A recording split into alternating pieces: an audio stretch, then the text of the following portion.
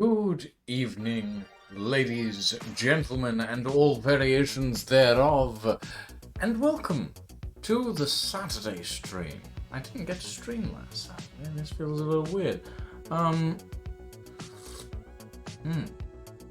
Lovely cup of tea. Right.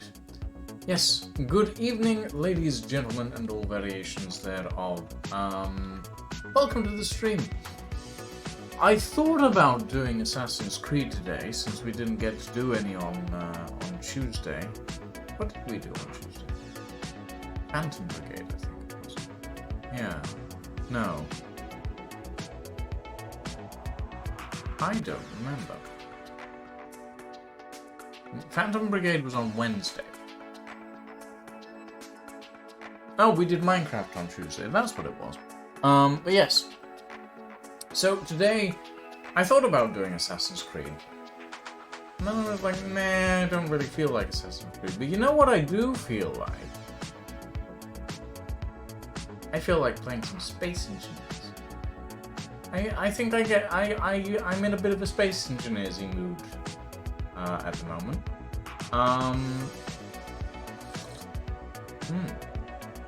So yeah. We are doing some Space Engineers today. Welcome everybody back to the testing world, the construction world. I'm currently in the process of trying to figure out how I want Bob version 2 to look. So, if you guys are unaware, Bob was a cargo ship that I designed couple of weeks back, I think, at this point. This is Bob version 1. I am not happy with this design. Not happy in the slightest. I just realized we're missing a few mods on this world at the moment. Can I work without them? I can work without them. Well, I say that. I'd work better with them. But yes, this is the start of Bob version 2, and I'm not settled. I'm not settled on a design yet.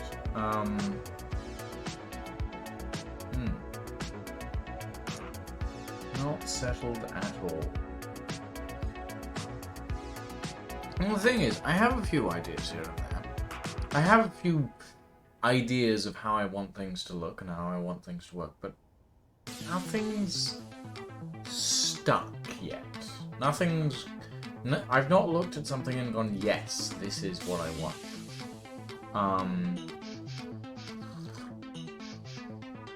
So, before we go ahead, let me give you guys a quick look at, what's essentially the it's the basis for what I've been working on. It's the design that I looked at and went, yes, I like this. But here we go. Let me drag this up into the corner. There we go. So this is the ship that is the basis of my design. That I'm trying to work with. Obviously, it's nothing close to that yet.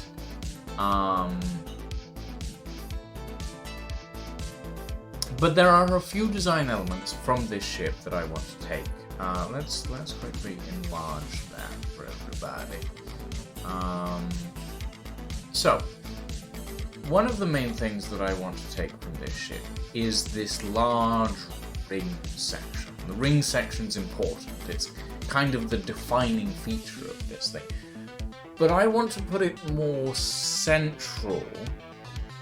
So you've got the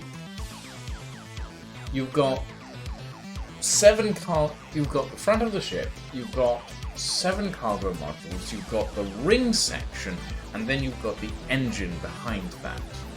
Or making it The front, 3 cargo modules, ring section, another 4 cargo modules, and then the back section. I'm not 100% sure about which of these styles I want to go with yet.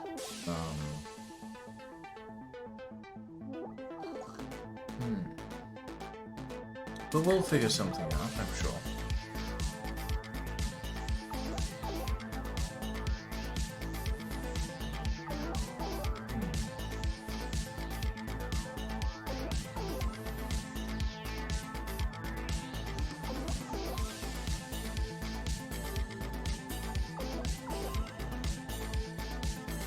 That would explain things now, wouldn't it? Right. Where was I going with this? Oh yes, so one of the things that I want to start off with is the cockpit. But I also want to put in the cargo modules first, and I can't decide which. I'm not sure as to what I want to work with first, essentially. Now, the cargo modules are relatively simple. But again, I'm not sure that I like the look of them.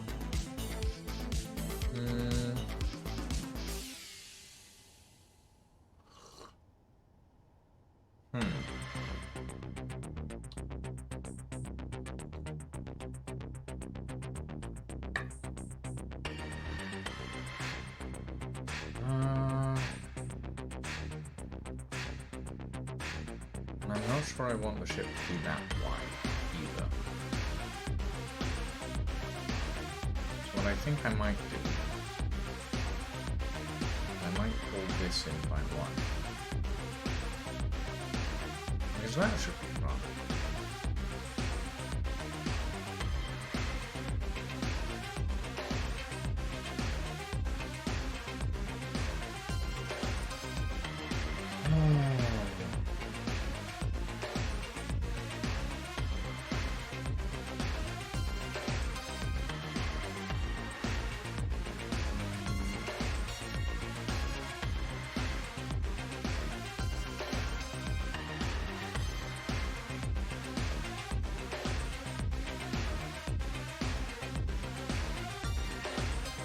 I have no clue. Okay. Let's start from the front.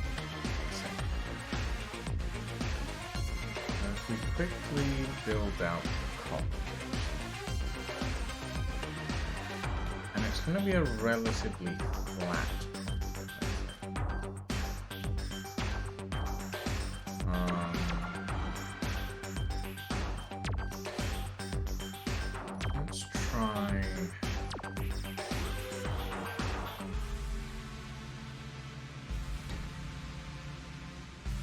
We'll start with the glass.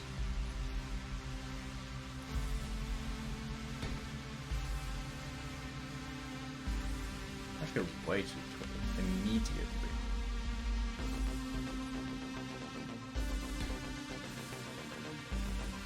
And that feels really pointy. I don't think that works.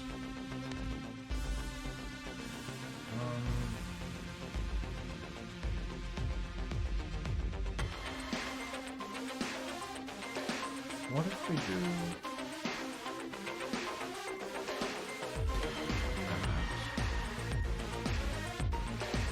And then we bring it in.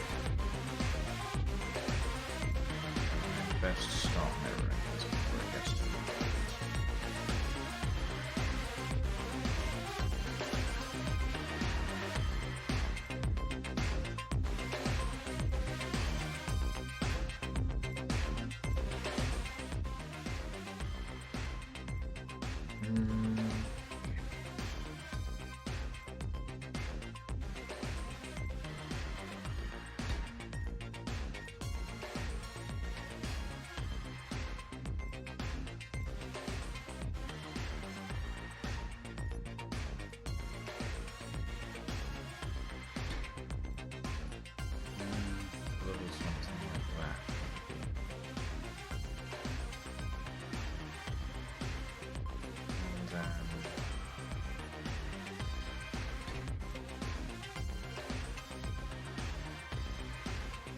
Ooh, actually. Window blocks. Yes.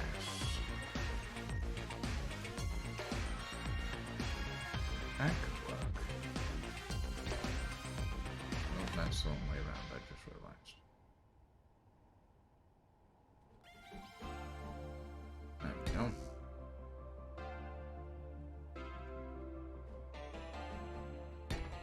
And that.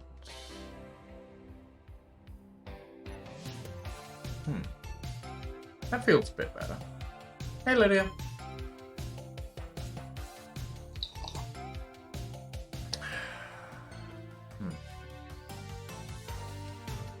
So, if I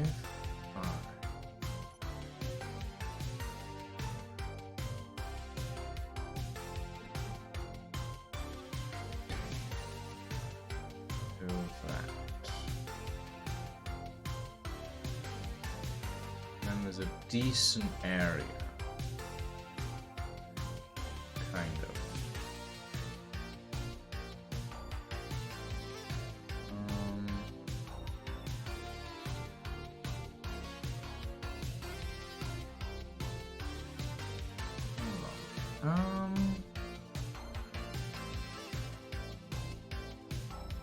Yeah, that could work.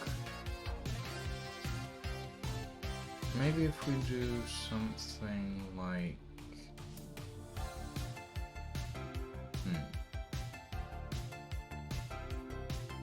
Yeah, okay, so if we do something like that.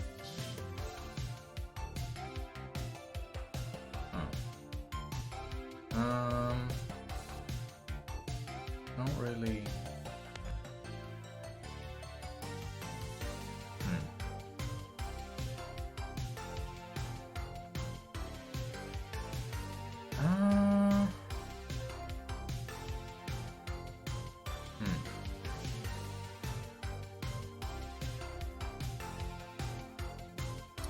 Actually,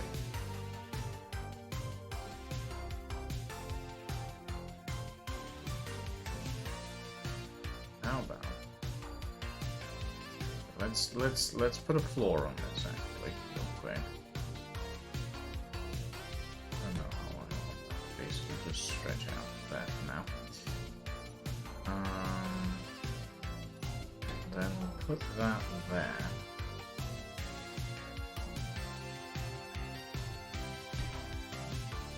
No, we won't. What we'll do... Okay, that's gonna have to go, and that's gonna have to go now.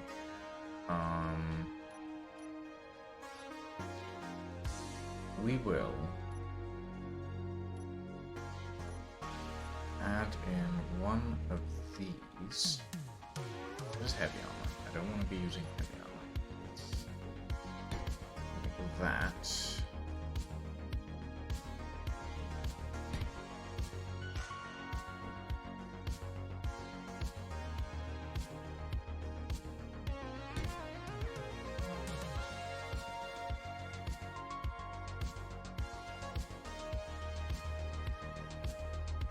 Let's be that shape, but do I want it to have a hard stop?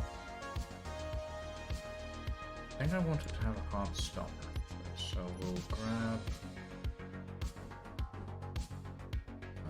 this, that.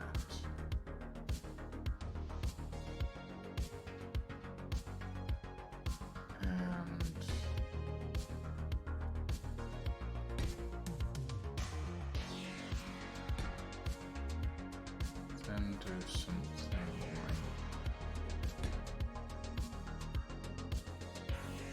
this.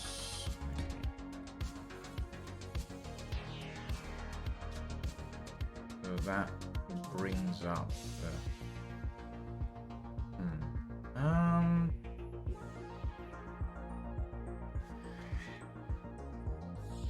God damn it, missing armor blocks as usual.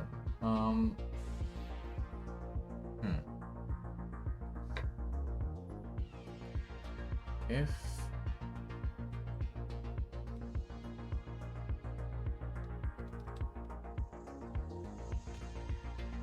it was curved, that wouldn't be a problem.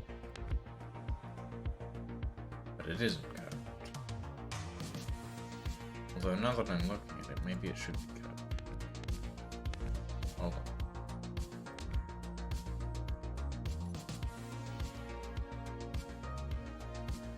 So if we do this, then pull that in like that. And then do a small piece there.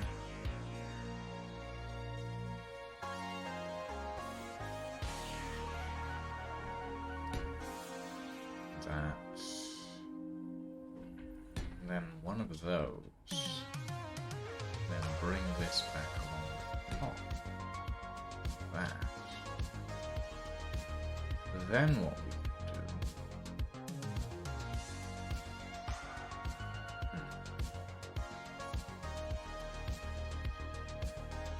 I kind of want to put a secondary deck. Or we could just have one massive window at the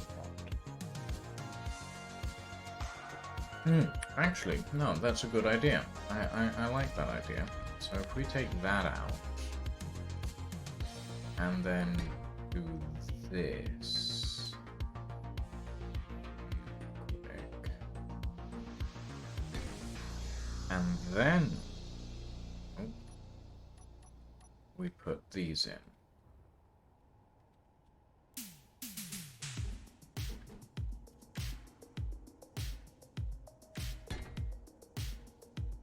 Like that.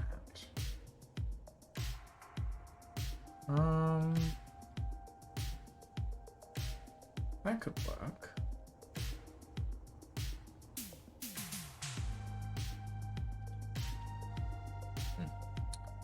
Let's try with the full piece in.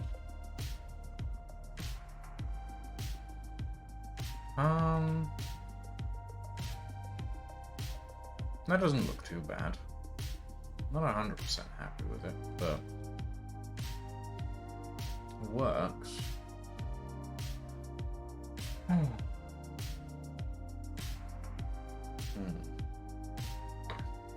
It's finding a good balance between industrial and very much like stylish. There isn't really a balance between the two. It's either industrial or stylish. Can't really do both. Well, you can do both, but this is a cargo ship. It's meant to look functional, and that's about it.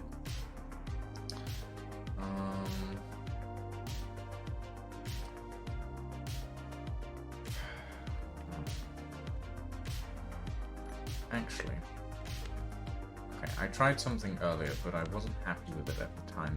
Maybe now my thoughts will be different.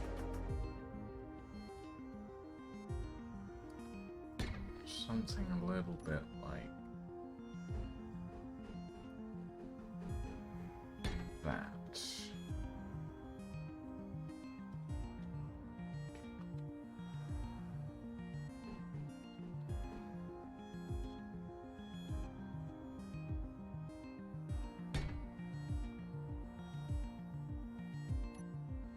How's that? No, I'm not happy with it. No.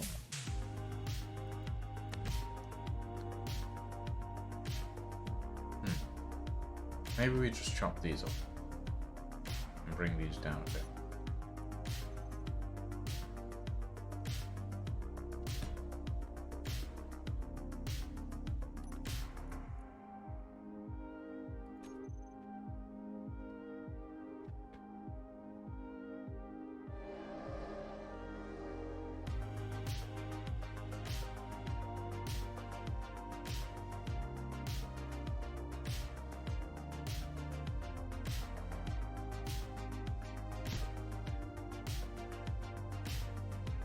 That might work.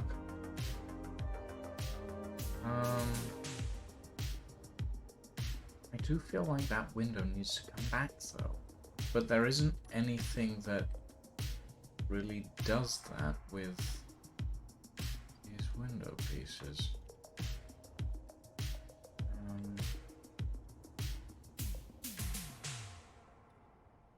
I mean, I suppose I could do this. And that just doesn't look good. No, I'm not happy with this. This is bugging me. It's bugging me, and it needs to go.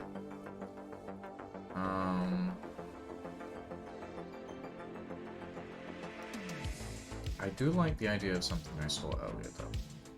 And it was something that did a little something like,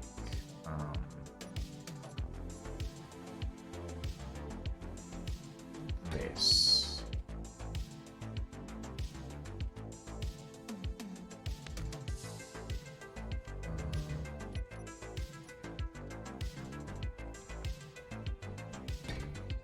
Like that. And then the windows.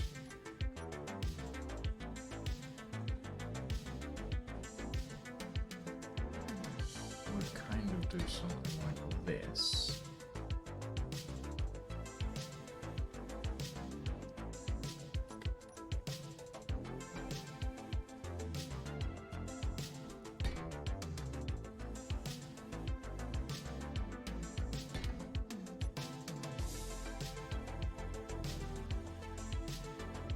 That doesn't feel right.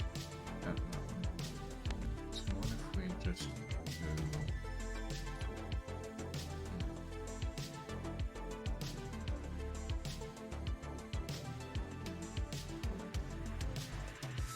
that instead.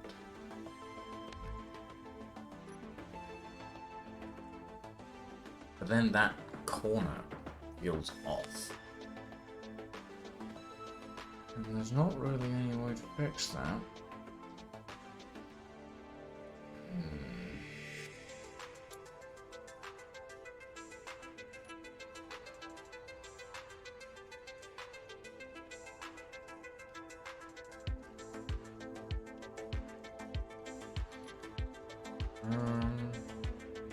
That feels better, but it doesn't feel right.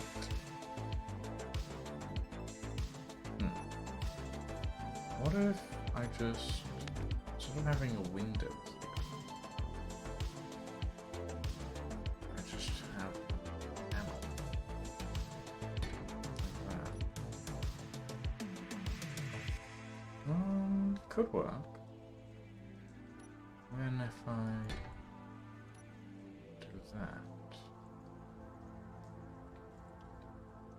feels a bit better. Not 100% on it, but a bit better. Let's pull this back a little.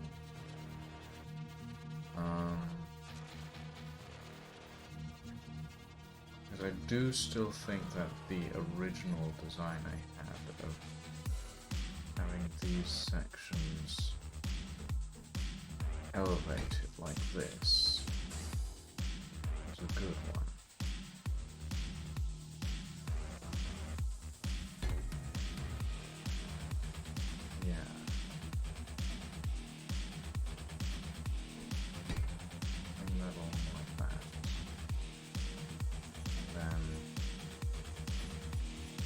This gap, chuck, plate.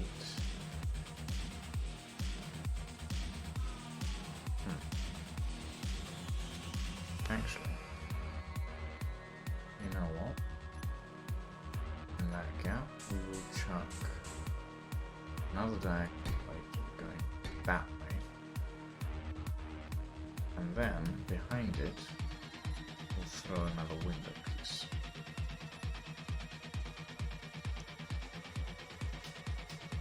Like that. So that way, it looks somewhat cohesive, and the design is kind of connected. Yeah, no, I like that. Take that away as well.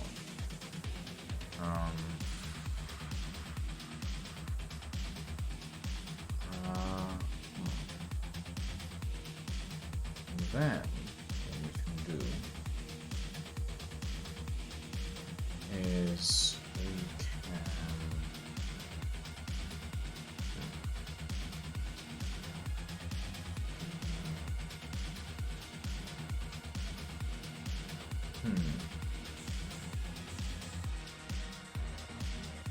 This is quite a large bridge area. I can quickly put in the deck. See how much space we have to work with.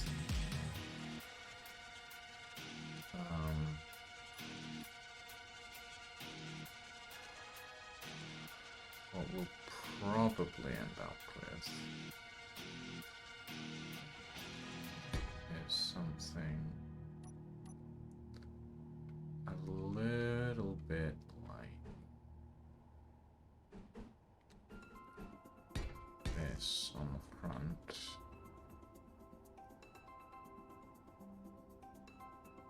Actually, no.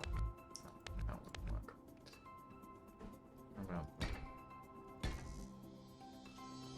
And I want a small hangar below this area. So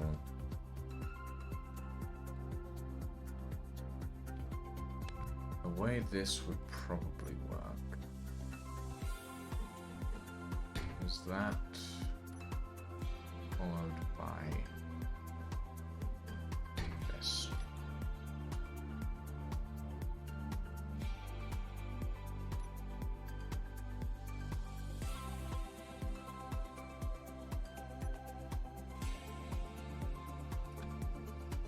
And then bring this down by 3.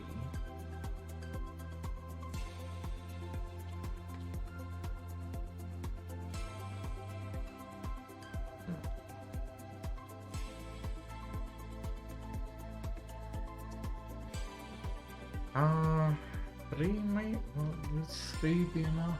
I mean, technically, I suppose. Put that in that. And then this in like this. It's just very small hangar area. Feel a bit.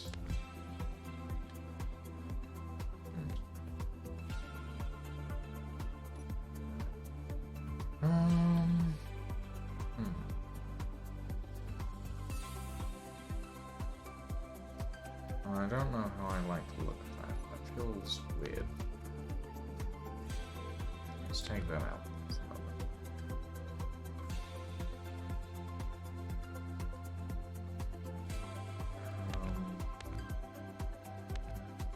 How did I do things on the veranda? Hold on.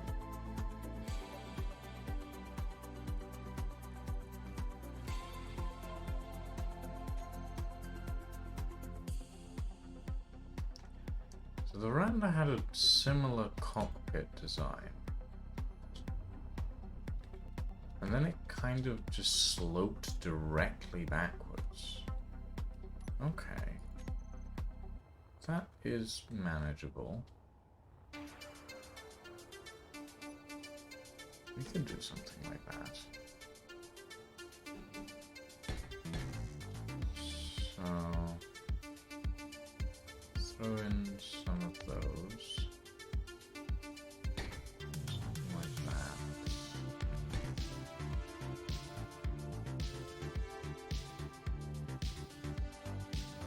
And then have the hanger further in like this.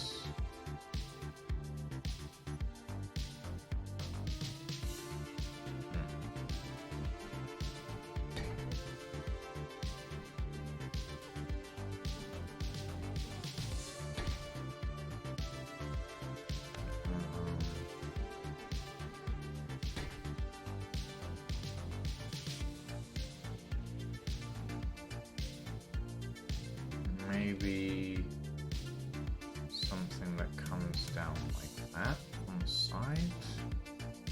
So we grab a beam block. That.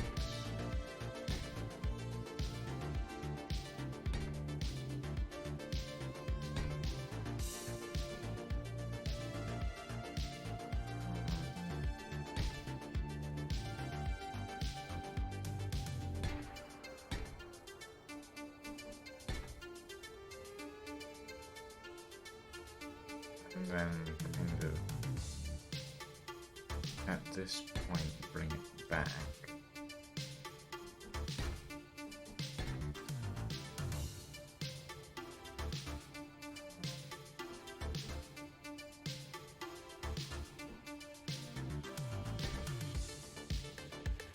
So something a little bit like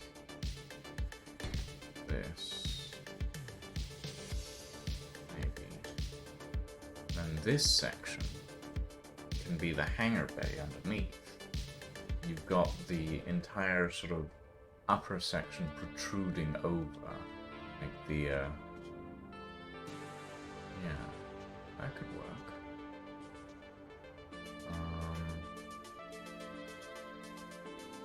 And then you have the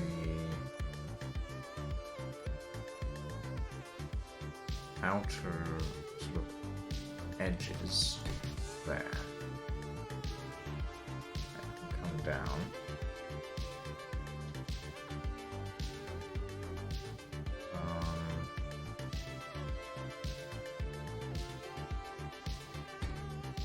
Something a little bit like this.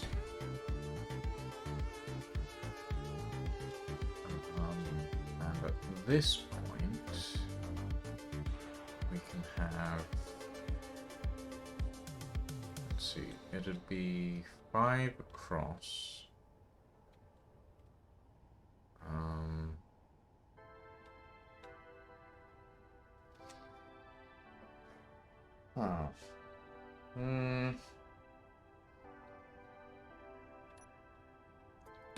Suppose with that there. And then the doors.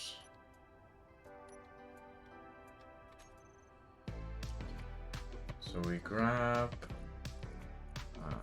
hangar door.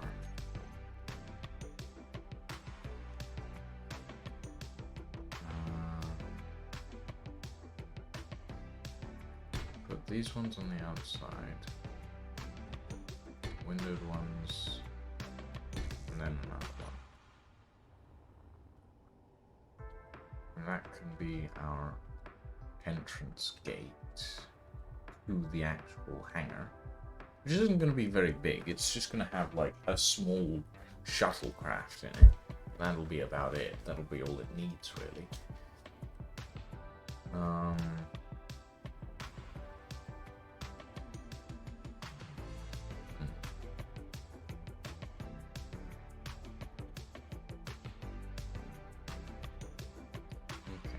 And then we can put down some armor plating on the outside of this. Like that. We'll go down to about there.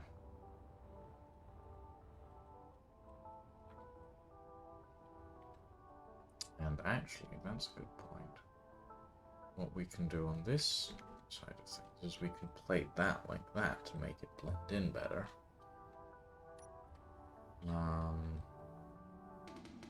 Okay.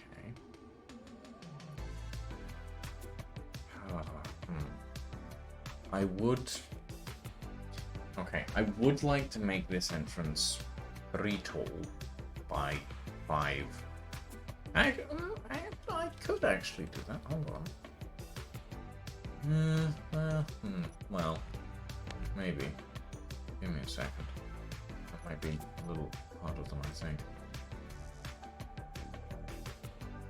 Windowed, standard. Quickly get rid of these just in case. Ah, better. Right, yes.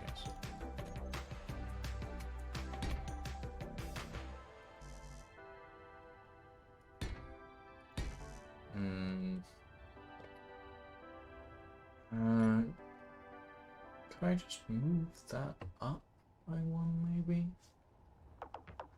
Move it up by 1 so that this is less. Move it down by 1, but that covers the whole thing. And then you've got those sort of blockade runner jagged sort of things on the top. Take out the middle one. Don't need that. Then we can put a light there at some point. Okay. That'll close to about there.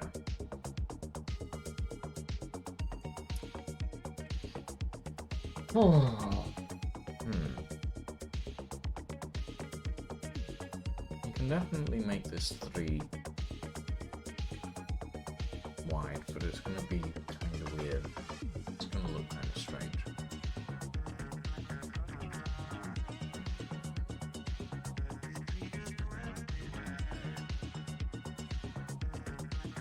Actually, look.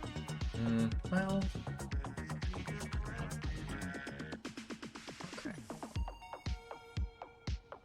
We brought you down. But then that's the side of the. That's not pressurized, is it? 114 faces are sealed unless closed. See overlay.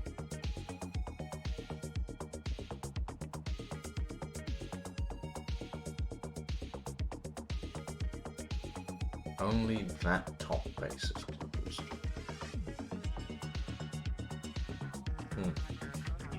Okay. Which means we would need to either move this up. Oh wait, that is our only option actually. We can only move it up. Okay. Very well.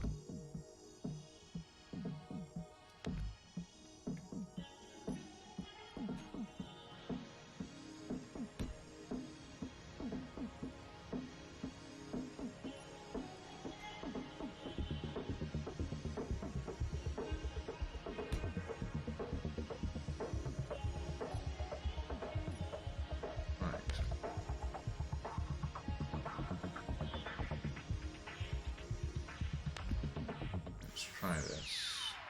See how it looks. It doesn't look too bad, but I'm not holding my breath.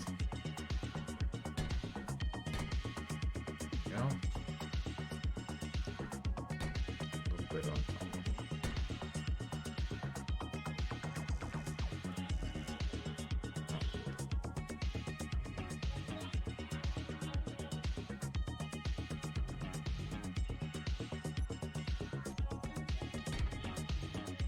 There. That is there.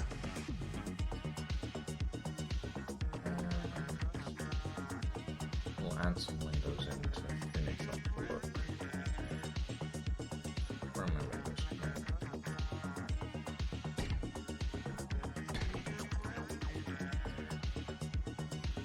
That doesn't look too bad actually. I don't mind that. Okay.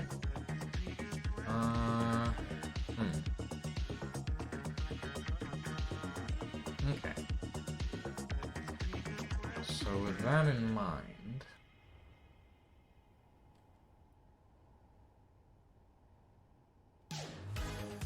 we will plate the interior of this. Right? Does this rear section want to be a wall?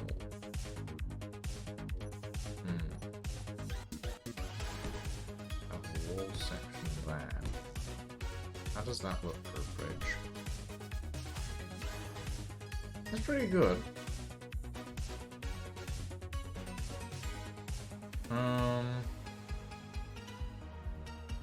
All of these are interior though. My main worry. So there's not really any desk placement space. I mean, technically those two windows can be pushed to the outer section.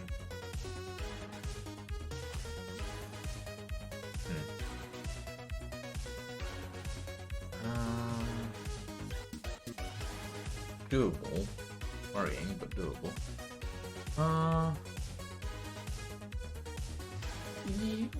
Yes, actually, I will do that.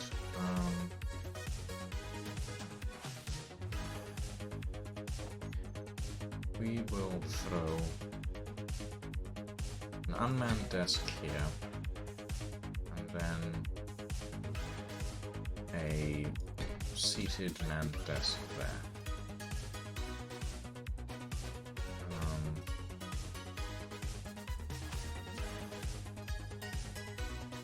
And then we'll pull these out. And we'll put these... yeah, like that. And then there's some extra space. Not sure about this desk here. Might do something else with that, but we'll see. Okay.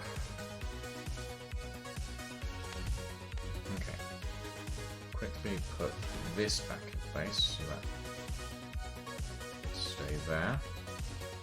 And that doesn't look too bad for flooring anyway, so yeah, that'll stay. That's good. I like that.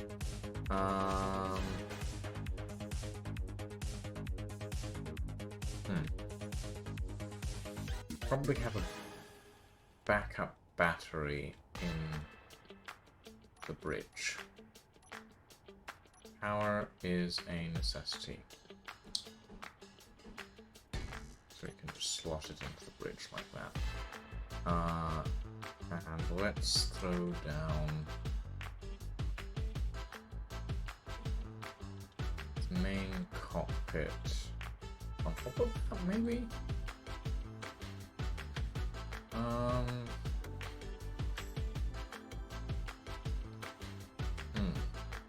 I kind of feel like the main cockpit needs to be raised slightly. I feel like that might make the room feel a bit cramped.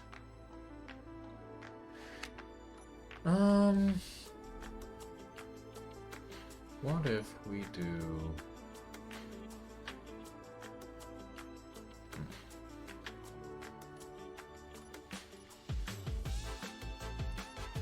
Give me a stab.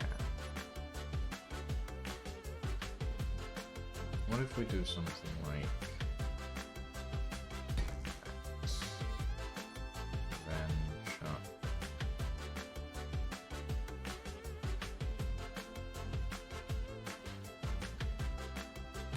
these pieces on there.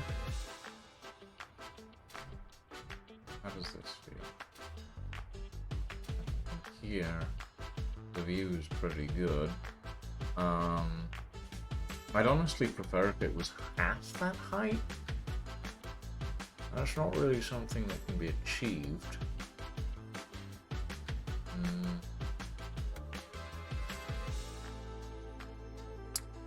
At least not without a rotor, and I don't want to put the main cockpit on a rotor.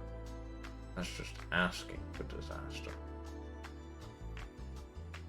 If that's the back wall, then we don't have that much space to work with.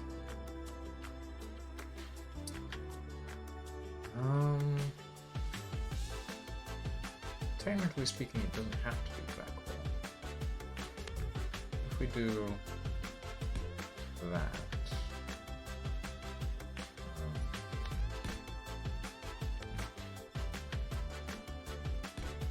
Something like that.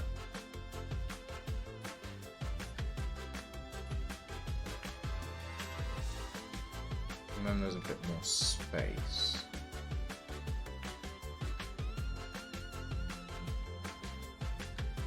Have the airlocks in this section. Yeah, that could work. I like that idea. Okay. I'm still not sure on this situation.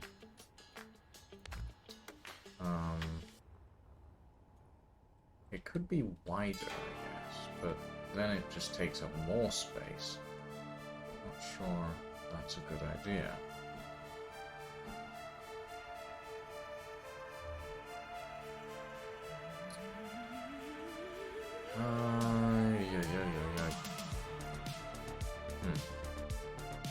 Let's just set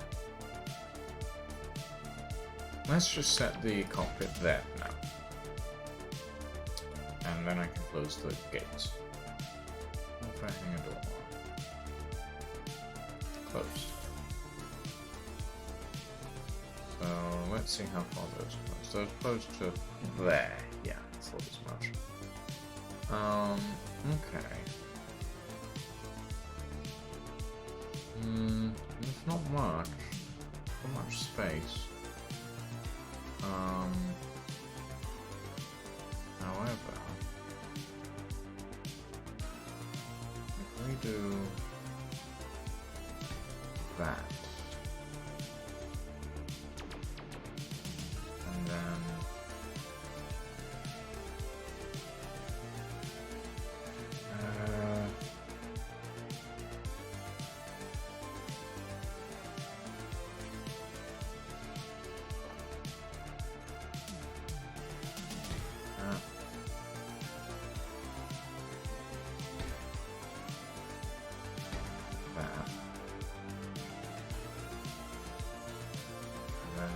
front here,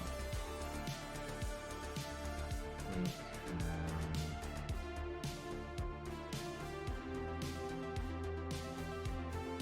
do something like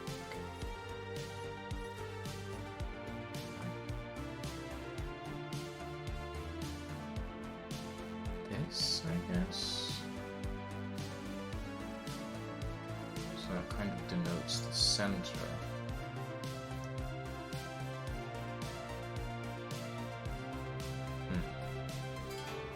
Let's put in the back of this first, so that we have something to work off of.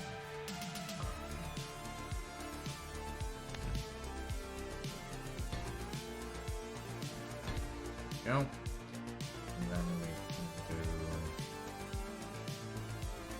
that.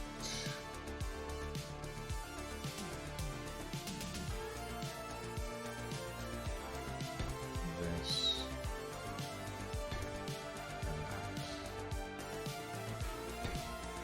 In now we've got kind of a support structure for there, which means we can do a little something like this.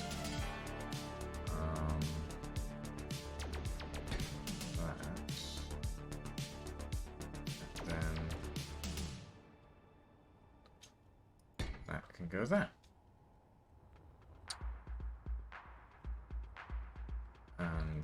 I can use some neons to accentuate this section here.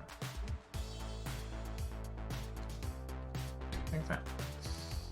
To secure the connection of this plate. Just like that. And then the gap is 4 blocks wide when open.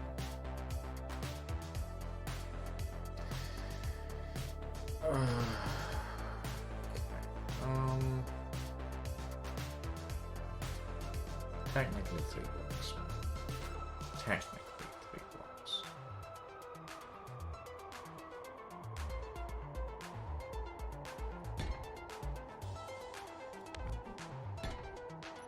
After adding those in. Yeah. Alright.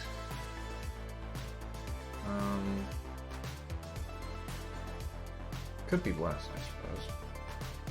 Could be much worse. Kind of want to move it forward by 1 and then up by 1. I'm not 100% sure. It's like this feels too wide all of a sudden. If we moved it forward by 1.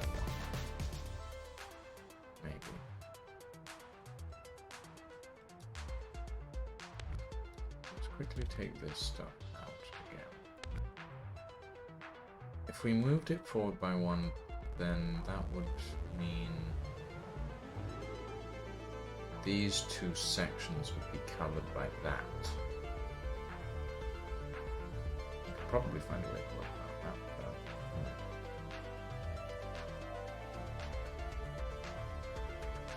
Okay.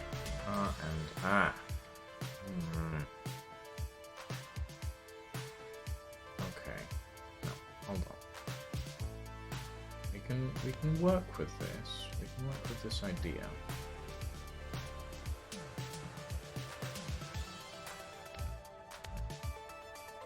Just take this section out. Control X. Control V. Right.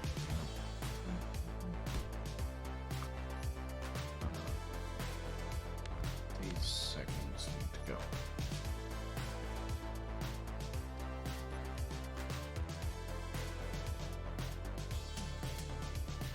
And then we can grab this and paste it into there. No? Oh. Okay. Got it. Let's just get rid of this section entirely, I guess. Because otherwise it just won't get on.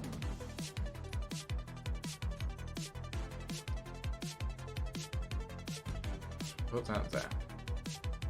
Okay. Then put those there. Move this tiny piece up by 1. That. Put that in there.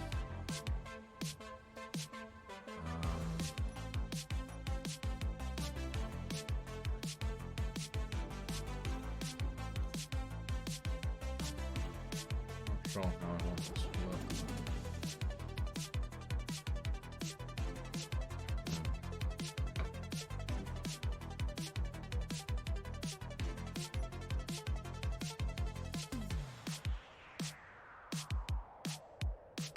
And I'm running out of tea. God damn it.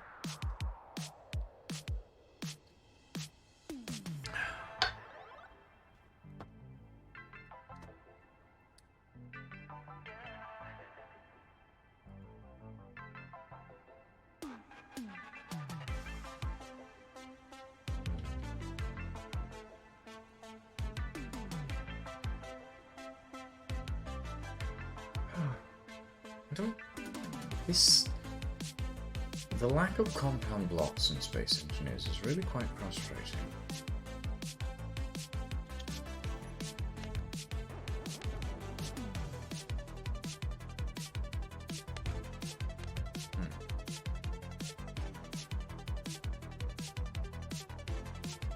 The side of these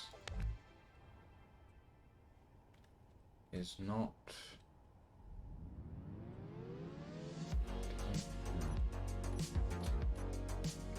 What if we did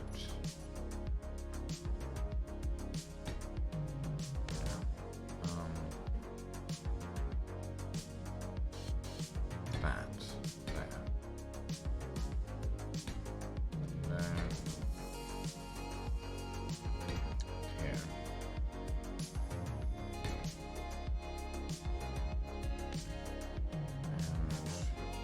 and put that in that side.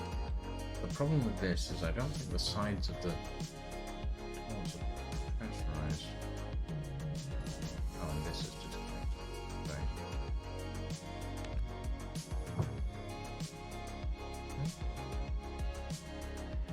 What have you brought me? I bring offerings. You bring offerings? Why are you bringing? Find this tomato with pesto and mozzarella. Why are you Pizza bringing me nibble. offerings? Because I asked you if you wanted anything from the fucking bakery and you I was roasted me streaming. so hard. I know you did, that's why I bought you something anyway. Okay. Also there's apple turnovers. Okay. Thank you. I also got your milk. Thank you. Oh. Yes, dairy. We've been walking around all in the cold. Mm. Soul's nice. Yeah. Yee. Yee. Yee. Yee. Yee. Yee. Yeah, they're cool. They're chemists. They're chemists. Okay. Yeah, they do testing for like food products and everything, right? So they work with making a study. Sounds fun. We were talking about books and stuff. Many things. Books and many things.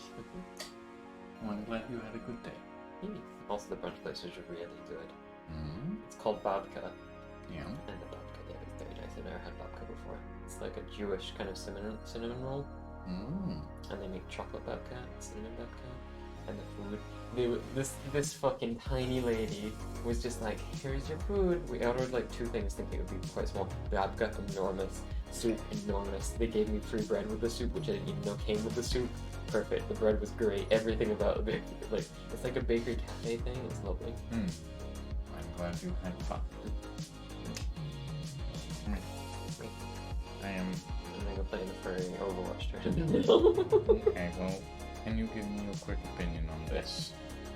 I am trying to design a cargo ship with a front-facing hangar, and I am getting stuck. Maybe. Form fit it to the chairs, I guess, would be my But I mean, the suggestion. problem I keep running into is the doors are fucking massive. The hitbox is just that, and I can't work with that. It's ridiculous. Can you make this into like a triangular shape instead? Or No, no?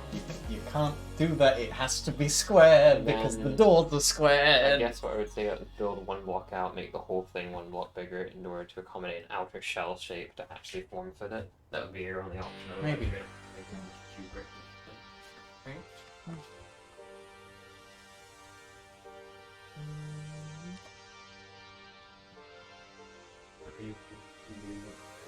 Could you put the kettle on for me, love? Thank you. Okay. Where was I?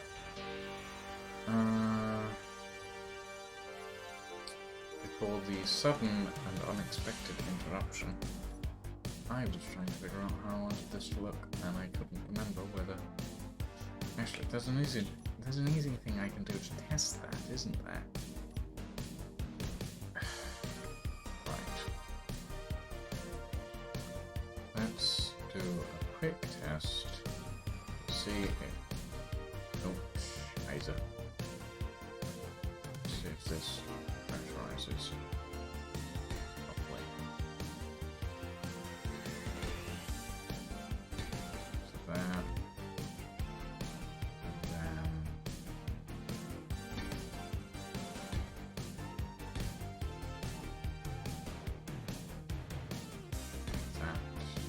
that.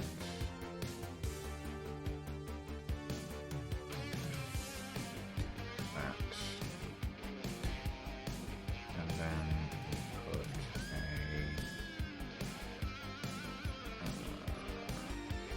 oxygen tank in space. We have a conveyor junction. We had an air vent. And we had a battery.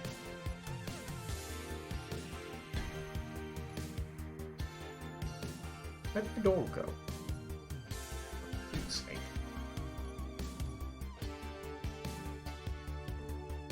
Okay. And we close that. And if it pressurizes, then it's working. Oh look, it does pressurize. Well, I guess I don't have to worry about those gaps. Thanks, Space Engineers, for being such a good game. I am amazed, really. It's gonna irritate the fuck out of me, but hey, at least I don't have to worry about it.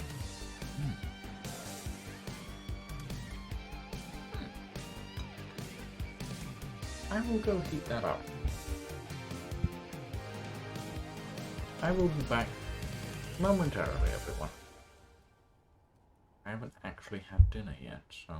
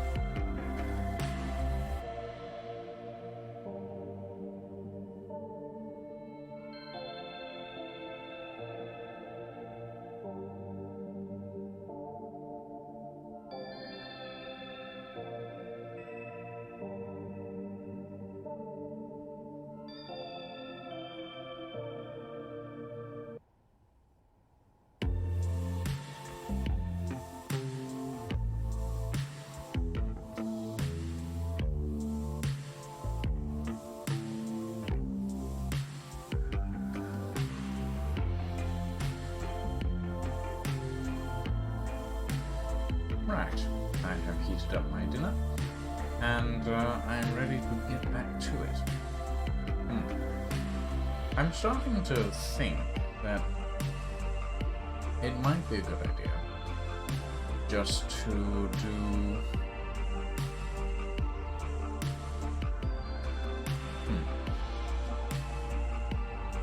Ideas swirling through my head. Perhaps what I could do is flatten this like that, and then bring it back in, because I want that to be kind of the center point. And if we bring it in again, hey Rays, welcome to the stream. It's a chill building stream tonight. And then we put that there. And we can bring...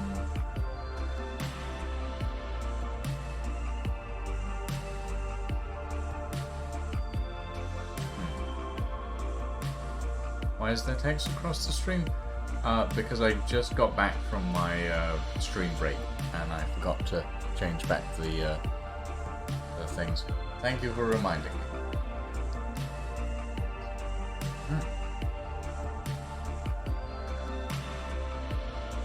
My partner got me some pizza bread from Lidl. It is relatively nice.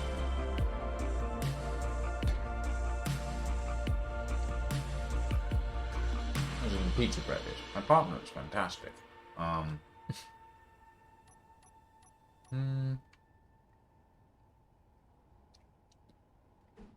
if we do that?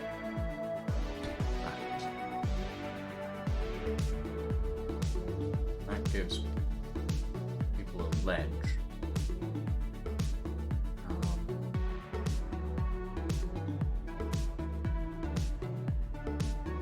What we could do, instead of having this section up here, we could have it at the bottom,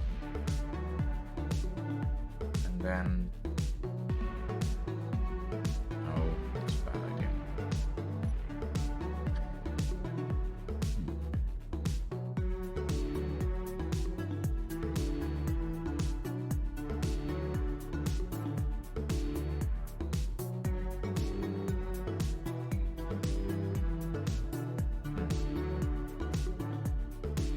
Because there's no one block. There's the annoying thing. There's no just one block that I can put in to make things work. Oh, what are you downloading, Rays? I am curious. What have you decided to play now?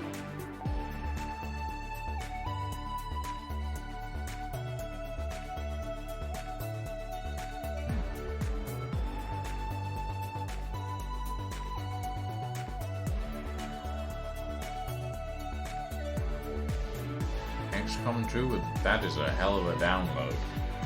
Good luck. Oof.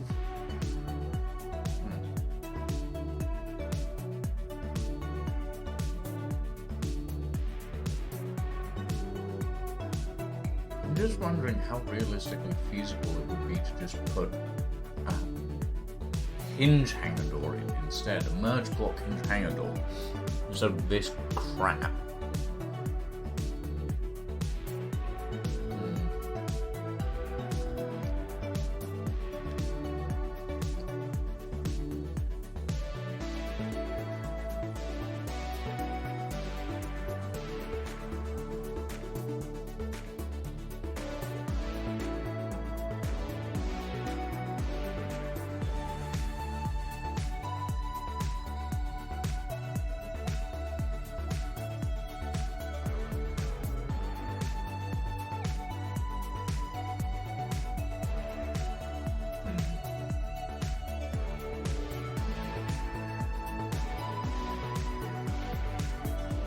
Find a game that's interesting to stream in Discord.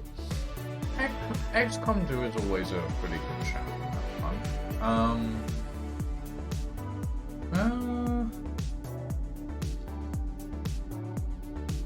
I don't know. There's a few different ones that are pretty good. But again, everyone's tastes are different, so internet's not good enough to stream on Twitch. If your internet's good enough to stream to Discord stably, it's probably good enough to stream to Twitch. What you need to take into account with Twitch is that with Twitch you need to set a certain amount of broadcasting settings for that to work. Candor! And Final! I'm guessing there's going to be a D mixed in here somewhere as well, isn't there? Yep, there he is. There's the D. Hello, Candor. Hello, Final. Hello, Directed Energy. Welcome to my creative design stream, where I am putting forth the redesign of Bob, which is this old thing. I'm trying to design a extra large cargo transport ship.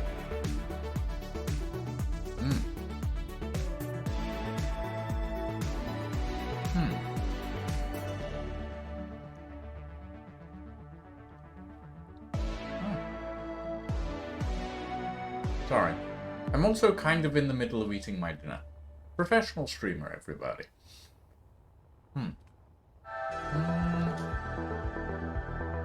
Ooh! Here's a thought. What if we alternate?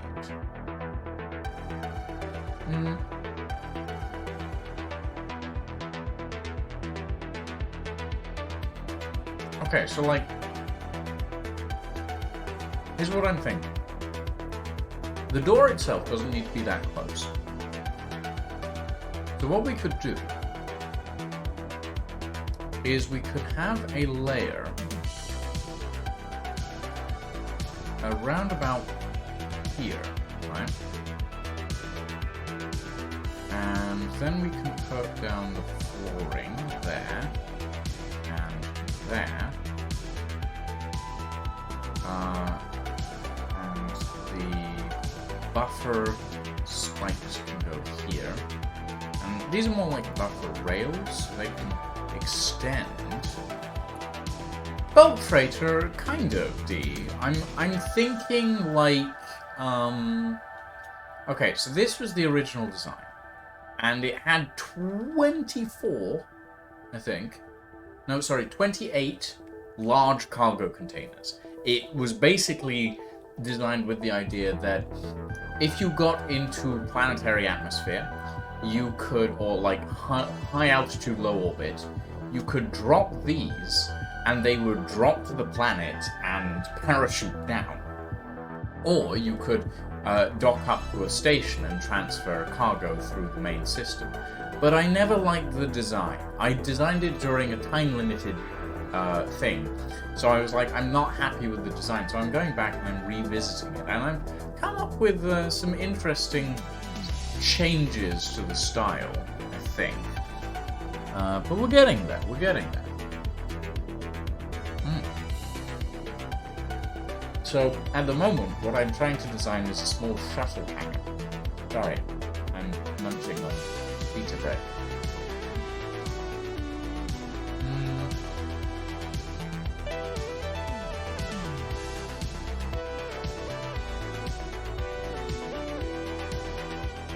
Now, what this means, for me anyway,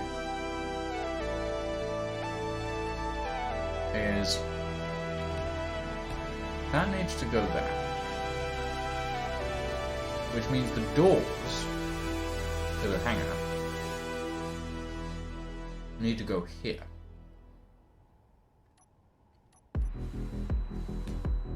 Which puts that amount of distance before you actually enter the ship hangar. Which I'm not sure I like, but it's better than nothing, I guess. What I'm also going to do, I'm going to slap plate there, move that, and throw a hydrogen cluster in there, and then slap plate on the other side. Because I'm going to need some reversing thrust eventually, and I might as well account for it now. Or at least some of it, anyway.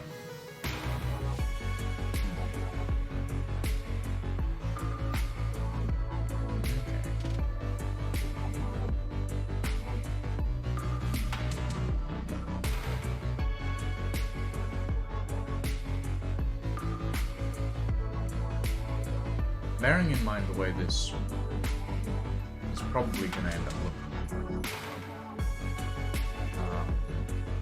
we can add in some more beam blocks here to make that a little better.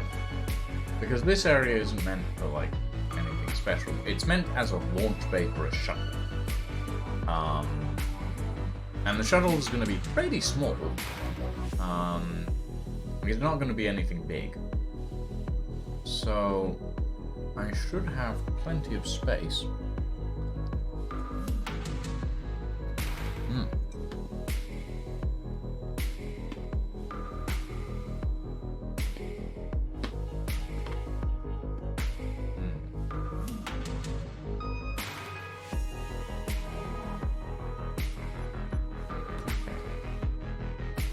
If we do that,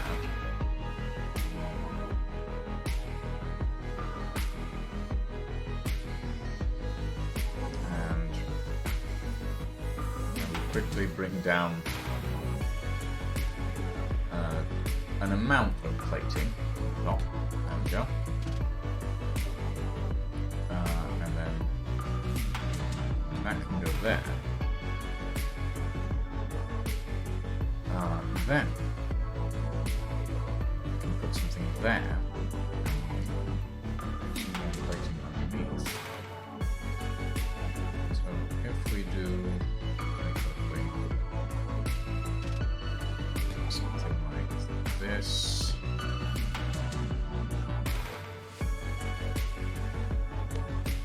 And we bring this out.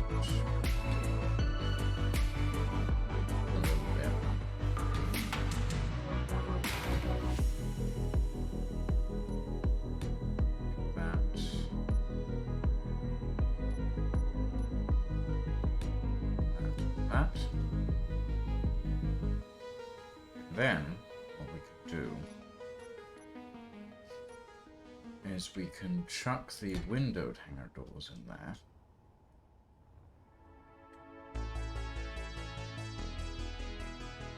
And no, we don't want heavy armor. Thank you very much. Not for this. Put that in there. Full block of light armor, then standard warfare hangar doors there.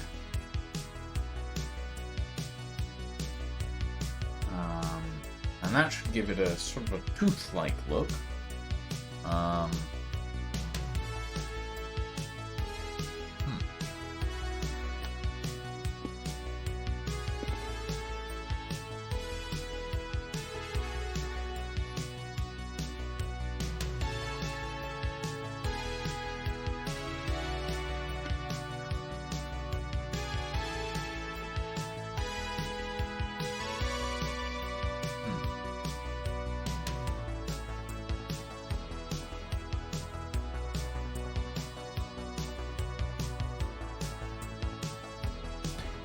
And I'm thinking to myself, it's probably a good idea to have two entrances to the bridge. That doesn't look too bad. I want to have this bridge platform raised up a little, but I'm not 100% sure on how I want that to look yet. But with those doors in place, it means that we can throw in the window hanger doors there. And then we can just go here for now. And grab all of the hangar doors and close them. Let's see how that works from the front.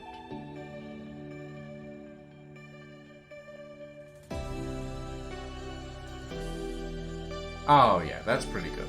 I'm pretty happy with that. Yeah, I like that. That's not too bad.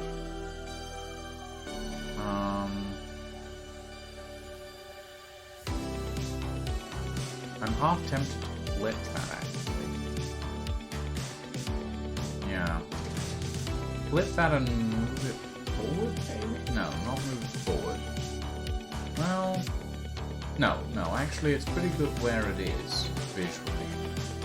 But I am tempted to flip it, because those windows at the bottom are little... And also, I don't actually like the idea of having two doors to the bridge.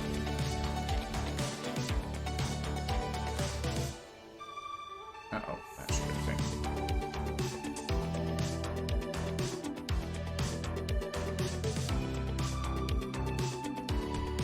There we go. Okay, so let's have those.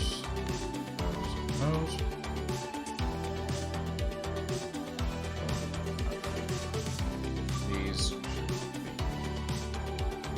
There we go.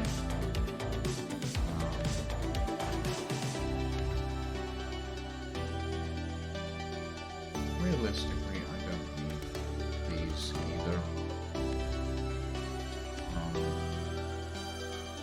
But, you know what would be fun?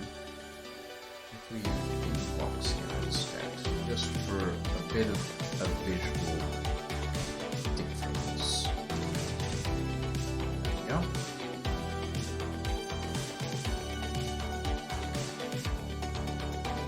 Alrighty, Cinder.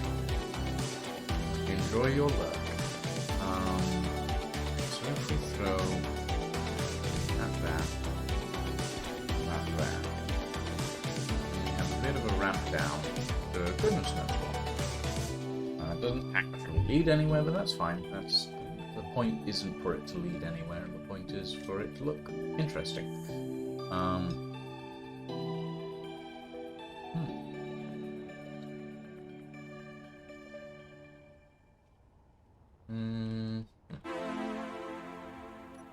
Okay.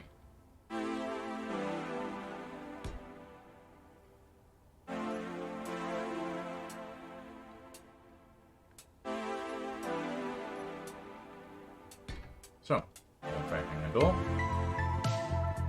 Opening a door windowed. Then the door to the bridge in the middle.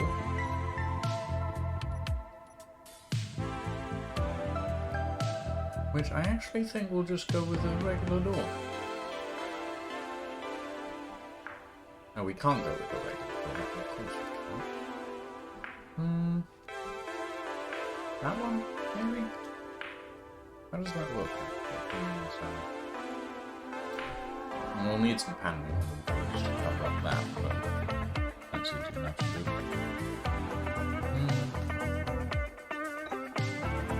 That's not too bad.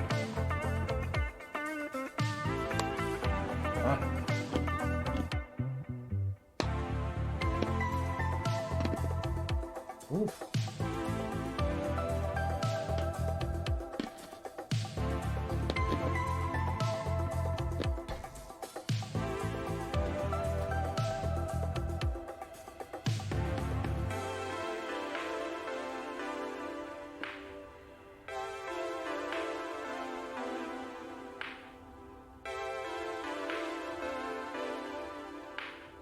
Apologies to everyone who could hear me crunching there.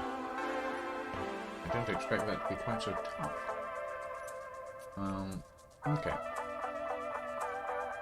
Standard warfare in the door there. And then we'll go for... right, we need the panels on the outside first.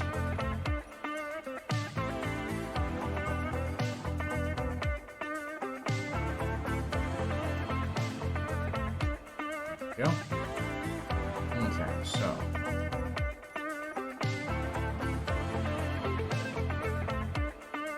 warfare door there.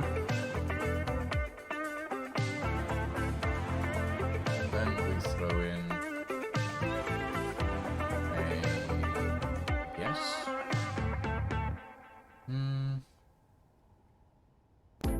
I guess we throw in a B-block end there. Throw in the second, the window door, and then the standard door again. Okay. And we can quickly jump into here and close them all. See how that looks from the front. Because it's all aesthetics for me. Oh yeah, I much prefer that actually. I much prefer that. Lovely. Obviously, completely unpainted, but we'll get there. We will get there. I'm gonna very...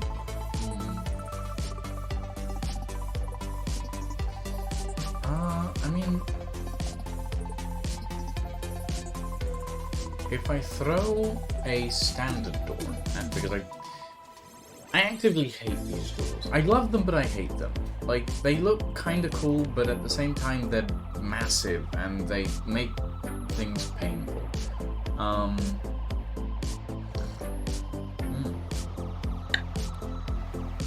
really sure.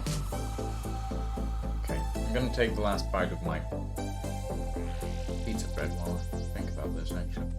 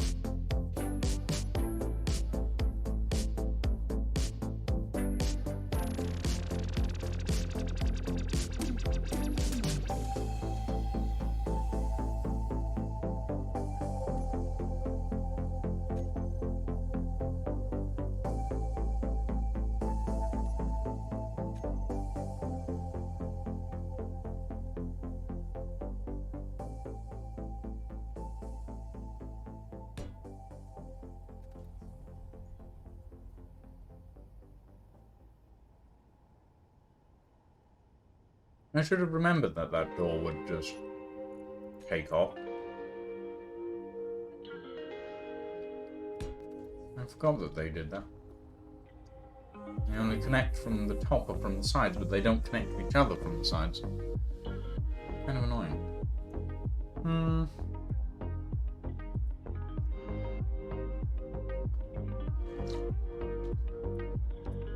Alright. Okay, so...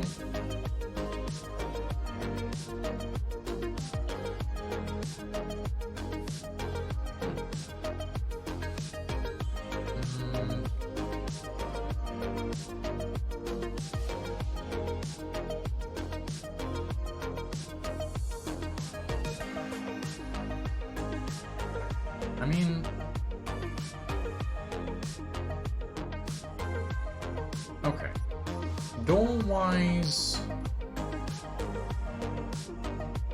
we don't really actually need a door there. We could use a passage. Passage would work perfectly well.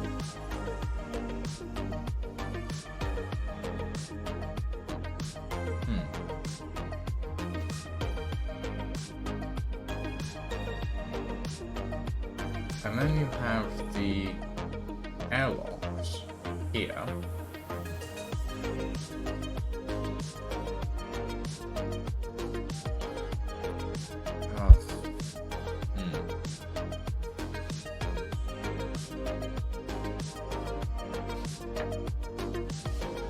It is a conundrum.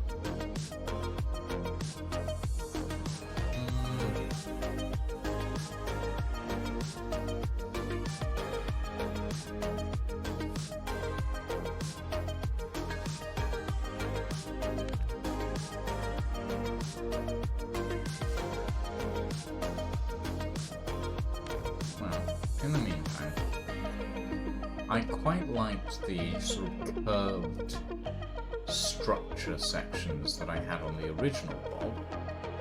I think I'll add those back in. I think about that door situation. I might add an interior turret. You know, like, you're gonna have... Like, this is a massive cargo transport ship, which means you'll probably have, like, pirates raiding it at some point. It might be a good idea to add one of those in. It's not a bad idea. Perhaps indeed. Okay, quickly throw down that last door that is missing at the moment.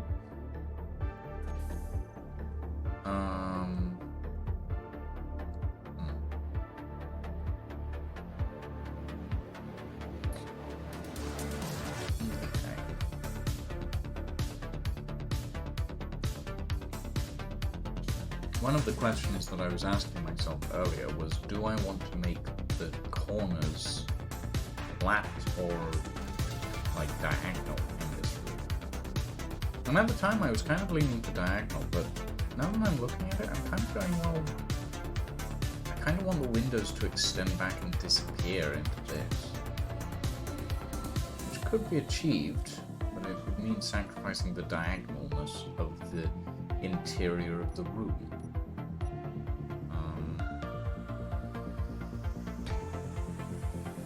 Means I would have to do something like that.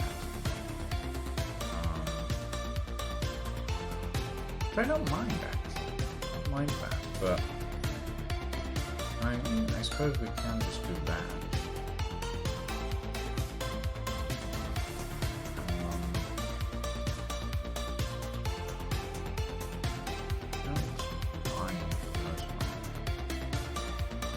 I do want to have...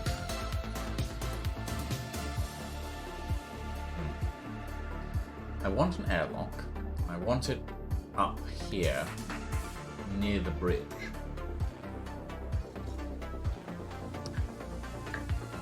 But I also need to figure out how I want the interior of this to look.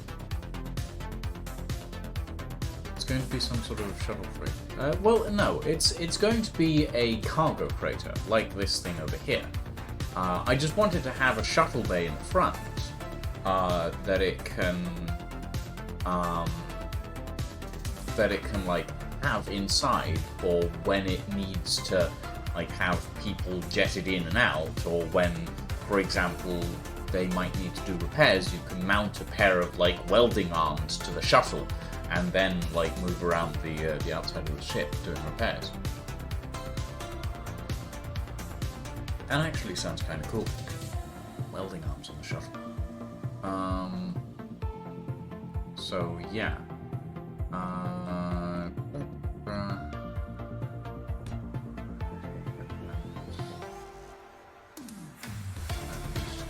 There, but I don't want to put that there.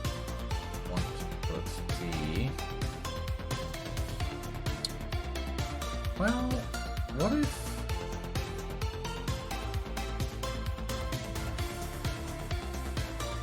What if? Because I kind of want the airlocks to be able to pressurize and depressurize. One of the major problems with pressurizing and depressurizing airlocks is that it makes the airlocks massive. Because you need to have a vent in it. You need to have all of these different things. Will this one have dancing capabilities like the ship I raced with? Probably not, Raze. Probably not. If it does have dancing capabilities, it'll probably destroy a planet in the process. Mind you, I have seen a ship that big dance before. It ended explosively. So, you know, it's a possibility, but I wouldn't want to try. Like, that's a lot of danger right there. Okay, well, how about... Give me my doors. Give me my doors. Let's go for this. Oh, God, no. That there. And then one of these here. So let's quickly bring that across the top there. And that there. Now what this actually does is it means that it has space in this area for stuff. We can put an air vent up here, and then we can put a button panel in here. That could work really well, actually. So if you have like the button to cycle the airlock there, and then you put, because this would actually need to be a full airlock on there, like that.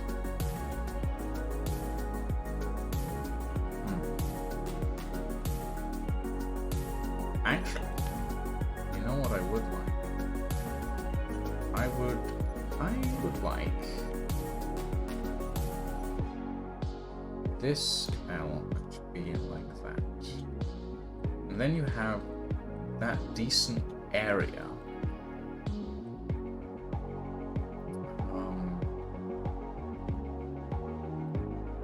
You can put the vent. Actually, I don't think the vent should go in the ceiling. It'll make things difficult. That airlock on the side is fine. What we can do is we can add in back this underneath it to blend it. Well, maybe we should push it back a little bit. Because it's right there. Right next to the entrance to the bridge. Might be a little close. Access granted. I did kind of like the way that the flatter airlock looked. So, if we do... Let's push it back by 2. So we'll throw a beam block there. And then we'll throw a beam block end there. We'll put that down there for temporary points. And then we'll put that there. Take that away. Then what we can do is we can put a layer of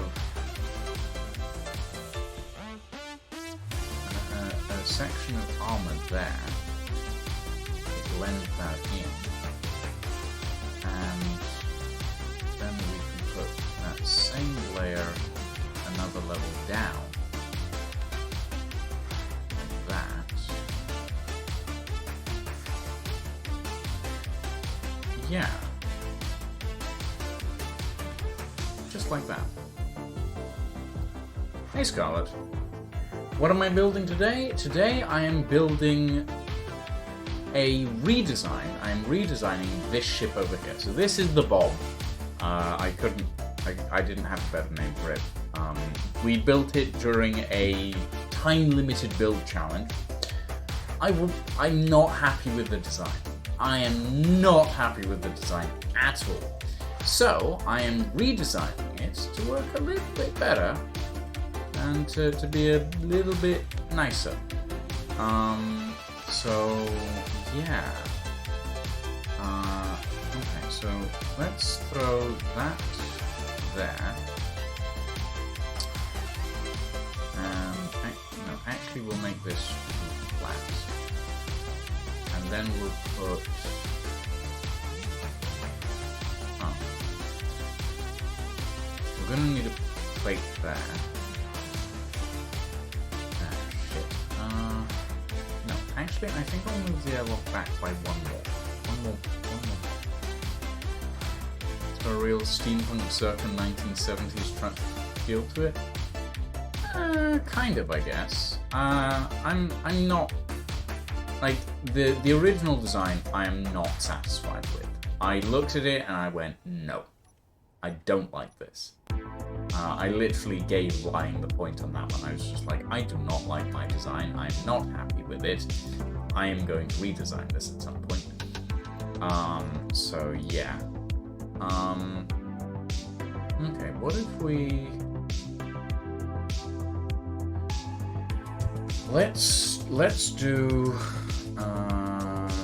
Gimme.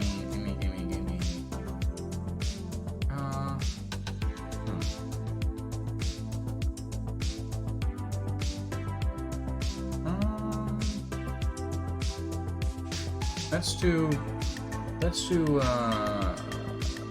is it? It's decorative blocks. 1, yes. Yeah, there we go. So let's throw a kitchen in there. And then we can grab a counter up there, and that means that we can lay out a panel on the wall there, so that makes the doors airtight for this section up here. Not for the hangar, but for the section up there. Aseptic. Welcome to this, I guess. We are doing chill work. Chill work on the thing. Chill work on the thing. Yeah, there we go. How do I want to... I could just do something like that there. But that kind of feels like filling up a lot of space. When we could just put a panel in. This is what annoys me about Space Engineers. With the large grid chips, you could do so much more if you had compound blocks. Just like, you could have another counter in this section. You could have a seat. You could do so much. But I digress. I have done the compound blocks rant many a time. I'm not going to rehash it. I would very quickly like to grab a lamp.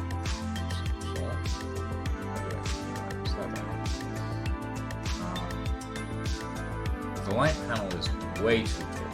If I was going to put it in the airlock, I would have it down again. But I need the button in the airlock, unless I want it to be a manual airlock. But, I suppose I could do a script airlock, which would close one door before the other opens, and then close, and then I could put the light panel in the roof like that.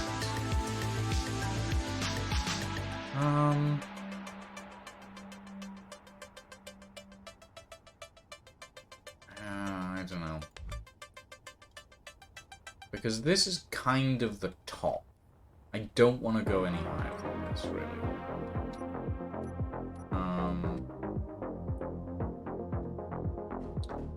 This section here is pretty much the top of the ship. So...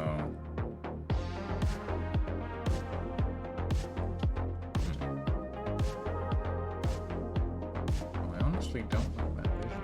That looks kind of weird.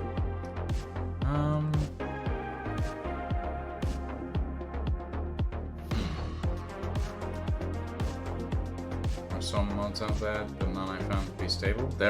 Are there actual, like... I mean, I can understand why they're not stable, because Space Engineers is not designed for compound blocks. And the annoying thing is, they achieved it with Medieval Engineers. Medieval Engineers had a degree of compound block system, but they never implemented it for Space Engineers. And that annoyed me, because it could have been so good. So if we do that, then we have a little bit more walking room through the middle. Yeah. And actually, what I'm going to do here is I'm going to use a passageway because it'll look better. Oh! Oh yeah, no, let's do that. That looks a lot nicer, actually.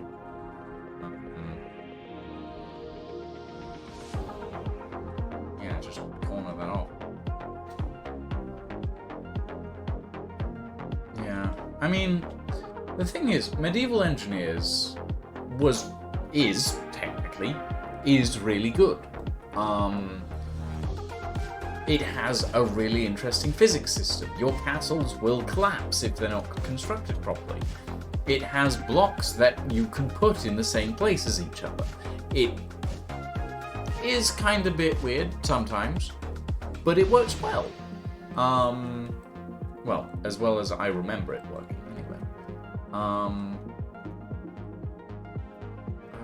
But like, why not just port that system over to Space Engineers? Why not do that? And the answer is, I guess Keen doesn't think it's that important, but like, it's a damn good feature. You've never played Medieval Engineers? Maybe one day, Mr. Tin Man, I will play it on this channel and you will be able to see for yourself. But to be quite honest, there's a reason that I don't play Medieval Engineers, and it's mainly to do with Keen. And the fact that they basically dropped the project, even though it was a really fun project. Okay, so let's... What I'm thinking is what we can do is we can throw in an air vent on the side, because we can't put it in the top because the top is going to be covered essentially. I think my body wants to go and retire for the night because I'm yawning a lot. Good luck with the rest of the build though. Indeed, have a good evening, Septiceye. It shall hopefully come to fruition. But we shall see. I want that to be a layer. Yes.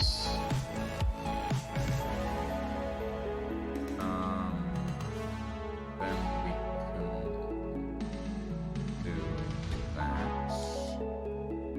Bring that along the top like this.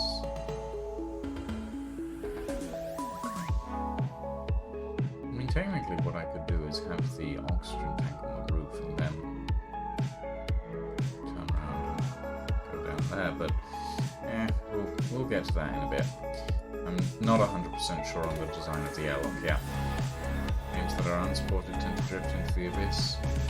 Probably why you never played it. Yeah, that's fair. I mean, okay.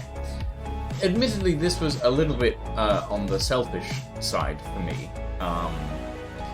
The reason I first played Medieval Engineers was not because I wanted to play Medieval Engineers. It kind of was. It was... There were a few reasons why I ended up playing Medieval Engineers.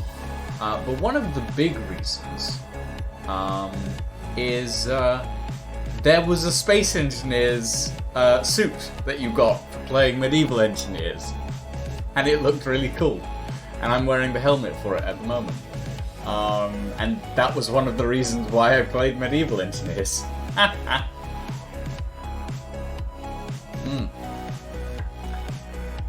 But yeah. Like that was one of the reasons why I went, I kind of want to play this game. It was because there was a suit for it. That's pretty much it. And obviously it's not the only reason. But like the other reason is that when I first found or saw Medieval Engineers, I saw Sage playing it and I was like, okay, if Sage is playing it, Ectosage, it must be somewhat interesting. So I took a look at it, and yeah, it was somewhat interesting. It's kind of fun.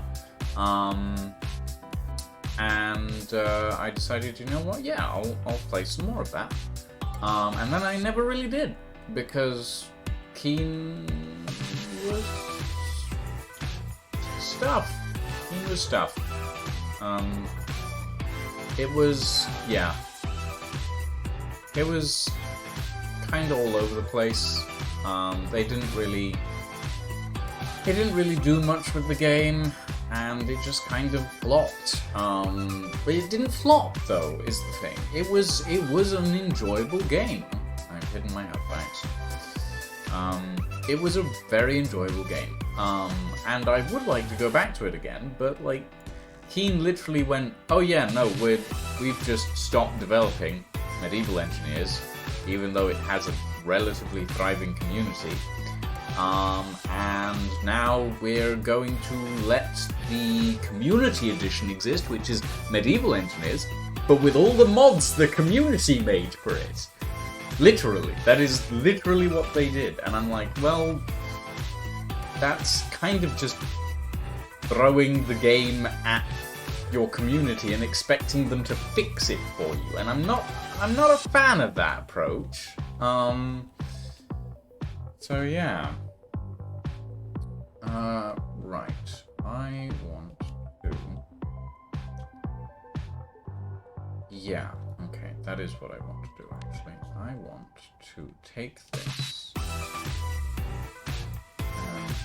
put a conveyor line at the top here. And we'll use that. And then we can use that as a piping system for the oxygen. We can put the air vents in the ceiling, which, funny enough, isn't something that I usually do. I usually put them on the walls. Oh, shit, that's the wrong way around. Okay, air vent. There we go. So we can have the air vents on the ceiling in the bridge. That doesn't look too bad, I don't think. Yeah, no. Keep in mind some of those community members volunteered to keep it alive too. I understand people getting burnt out for various reasons. One project I've seen it often in the Minecraft community. You're not wrong there, Zee. So it's there at least a future where it can get updates rather than Keen having just abandoned it. I mean, that's fair, Final. That's fair. But like, it still feels a bit scummy. In a lot of ways, it still feels a little, like, frustrating that Keen basically went, yeah, we're abandoning this, and, like, community members stepped up and went, well, okay, but we still want to play it. That's fine. But, like, at the same time, it's not the responsibility of the community to keep a game alive. It is the responsibility of the developers, in some ways. Like, yes, the community has a role to play in keeping a game alive. That is something fair to say. However, it is not up to the community to update the game that is being played by the community as well. Like, the community can do so much, and they can mod things, and they can make things, but at the end of the day, if the game is being played, it is the responsibility, to a degree, of the developer or the developing company to keep the game alive and up to date and fixing bugs. That is kind of what the developer is meant to do in that scenario. And like, when they're not doing that, it's kind of shitty that people have paid for this product. They have paid to help with the development of this product, and now they're being told, yeah, we're discontinuing the product. And then when those people go, well, okay, well, what if we take care of the product? The company goes, yeah, sure, you can take everything. Just do it. Do it. We don't want to deal with it. Did they at least make it free to play? No, they did not, Raise. It is still purchasable for something like 15 quid on the Steam store.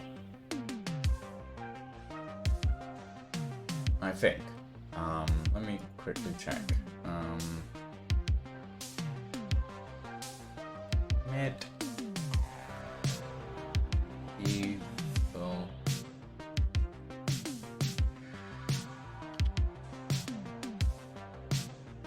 Engines. Oh no, it is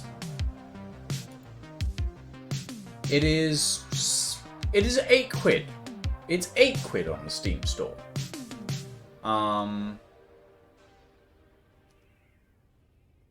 It is 8 quid on the Steam store, so it's cheaper. It's cheaper, but it's not free. So like at this point, the developers are still making money off of it, but the community are the people that are maintaining it free of charge. And I don't know.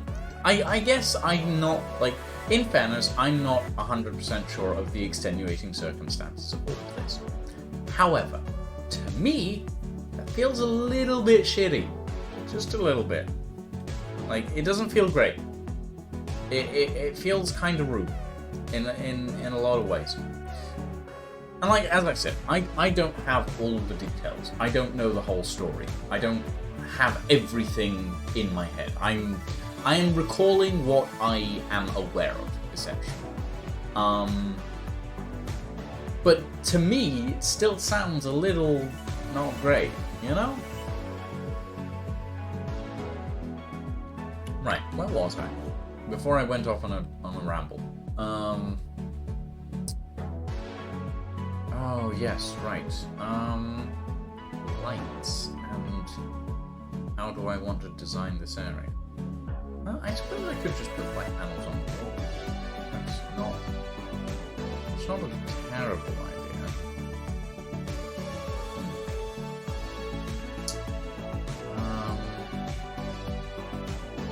This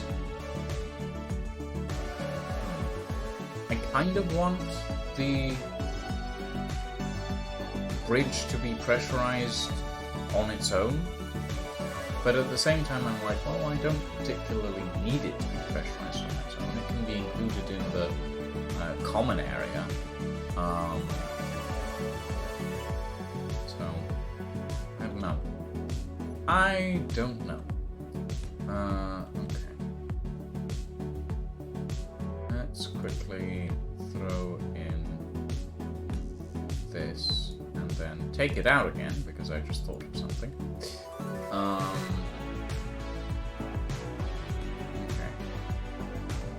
2, 3, 4, 5, and that'll be the size of the hangar bay for the shuttle. And then what we can do is we can grab the glass door pieces.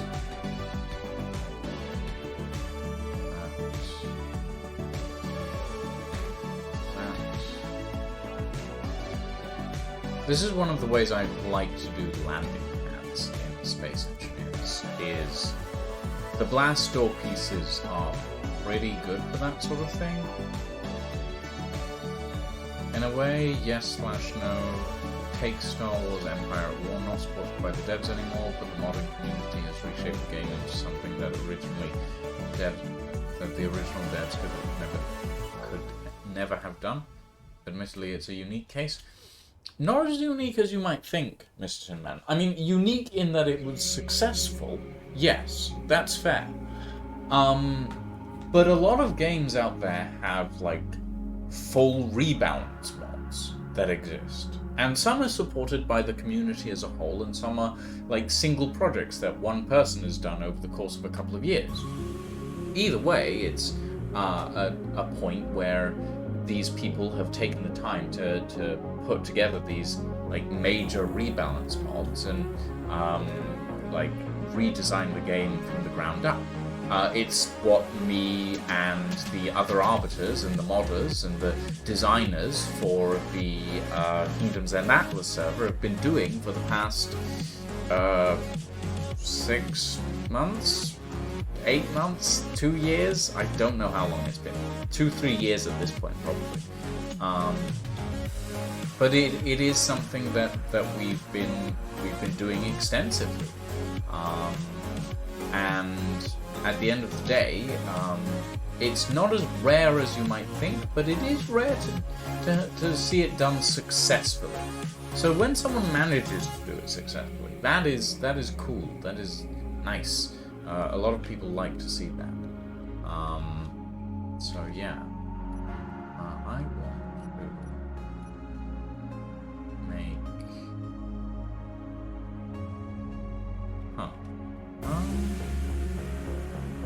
I suppose I could do that. Something like that. And then.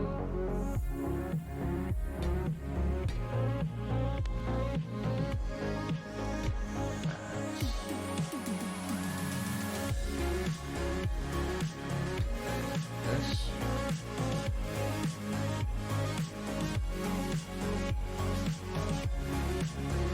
Bring that back to there.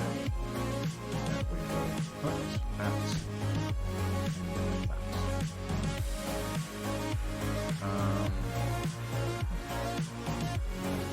Actually, maybe we should have a TV somewhere as well.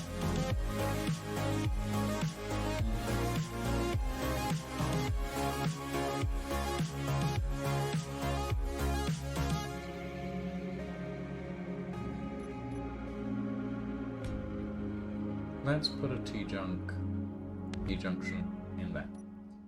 Okay.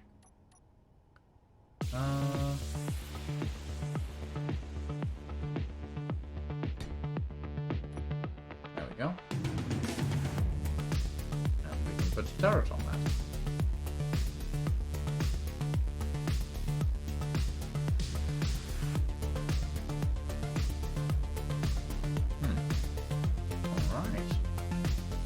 I'm liking how this is looking so far. Not 100% sure about certain bits and pieces. However, it is starting to look relatively nice.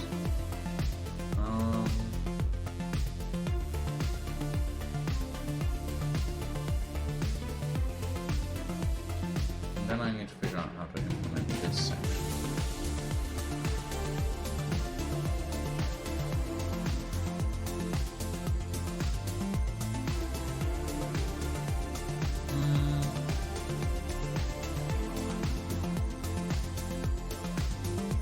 I think something that we'll do, actually, is we will put the oxygen tanks on the roof. Yeah. Give me my oxygen tanks. Because having the oxygen tanks outside the ship is actually a better idea than having them on the inside, because oxygen tanks don't pressurize.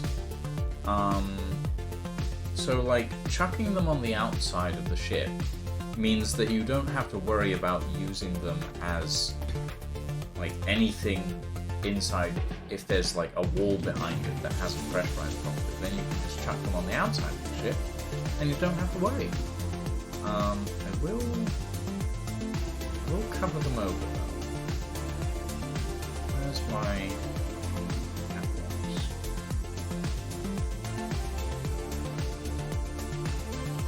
Yeah, I'll cover them over.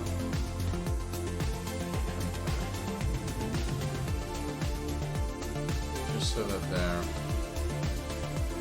a little less exposed.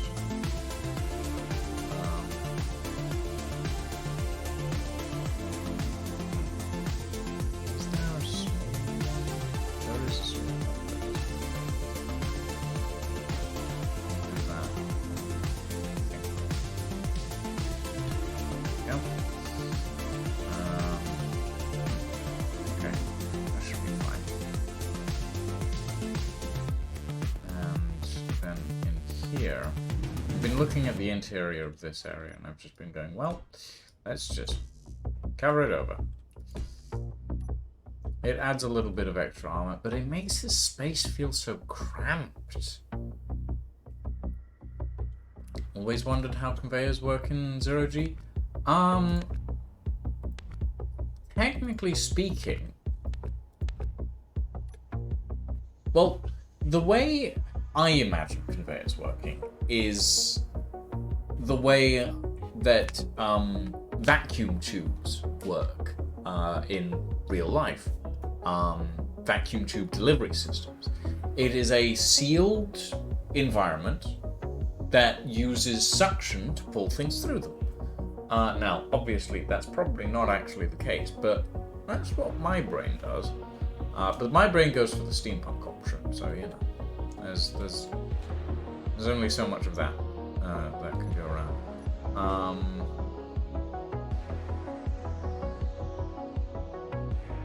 How about that? And then that and that.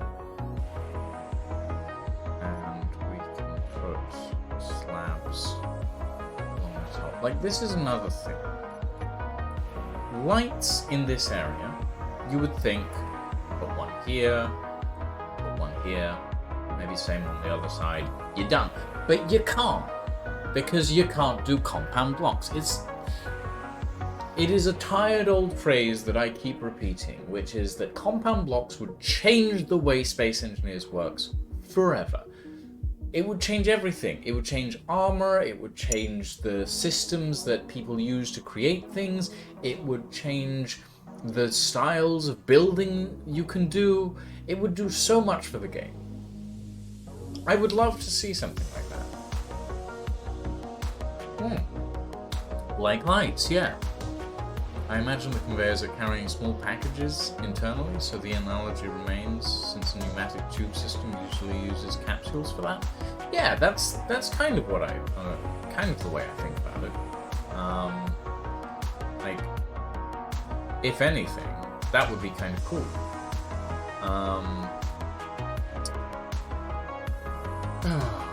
Hold on.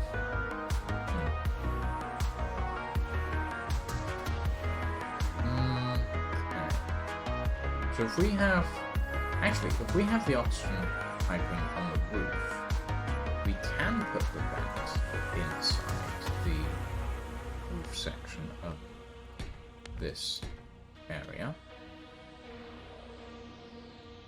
And then we just do a little something something. A little something something. Like this. Now, this is another place that compound blocks come in really handy. Like, you've got this ugly little, like, divot now, where this conveyor goes.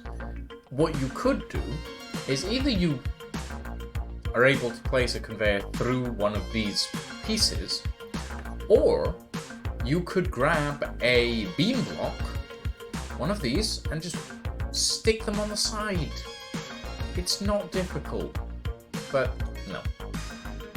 It's not what Marek's vision of Space Engineers entails. Compound blocks. And I'm sure that Compound Block Edition would add a ton of different problems. I'm not stupid enough to think that it would be easy to code something like that. But $200 for compound block permissions. But at the end of the day, it is a worthwhile endeavor to try and design a system with compound blocks, because so many people would use something like that. So many people would love to see that happen, and just so many people are also like, well, it's never gonna happen because Keen doesn't want to make the game that way. So yeah. How do I want to do this? I think I want... I mean, I could put a light in here. Oh god, that is actually very dark.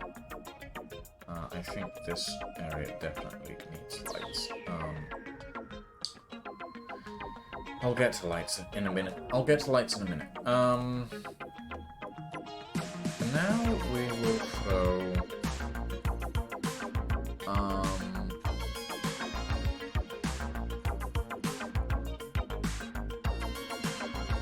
what have we got? Lockers, toilets... Armory?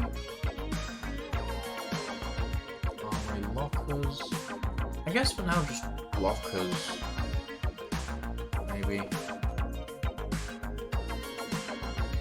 Like, I'd like to have a full suit setup in here, but the problem with the suit setup is it's a corner. It makes... I should replace that. It's a corner, and I don't like doing that in, like, these sorts of spaces. I like a wall piece, not a corner piece. So, like, if we do something like this instead, then it has that sort of side section, but at the same time, I'm not really fond of that.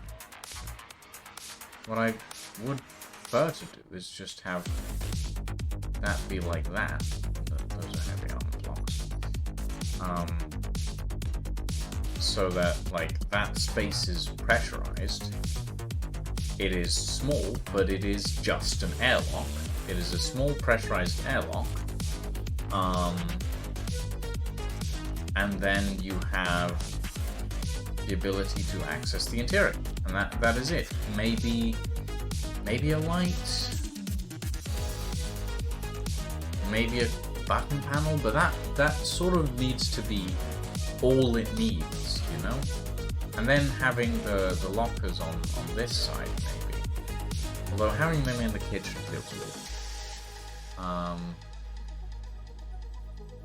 I always imagine that materials pass through conveyors as energy signatures and reinitialize as a physical item when pulled out of the port. This, however, doesn't support why large objects can't run through small conveyors. That is fair, Tin Man. That's an interesting idea.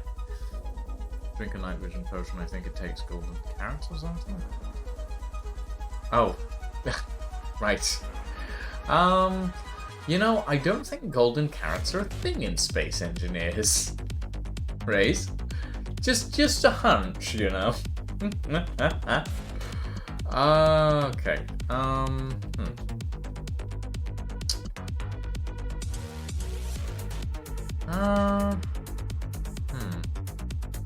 Okay, I wanted to check to see if that light panel... 1 of 6 spaces are sealed. Okay, well, in that case, let's throw a light panel in here. And there. Because it is technically a sealed block. And it gives us a decent bit of light in there.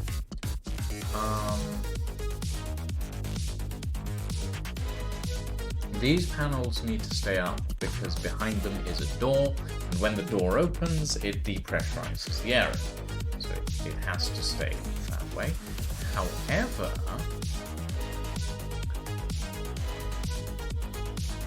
that could work. It would look fucking weird, but it could work.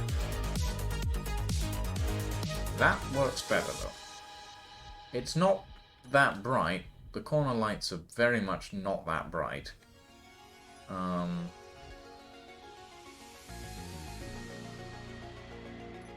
But we chuck a few in here, and then intensify their brightness a little bit in a bit, and it'll probably work quite well. Perhaps. We'll see. I don't know what I want to do about this stuff.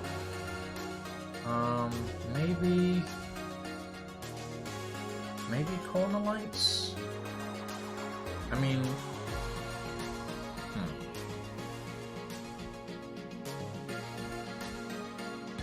It'd have to be corner lights. Like, that's the only thing that really fits. Like... Yeah, again, compound block problems. Okay.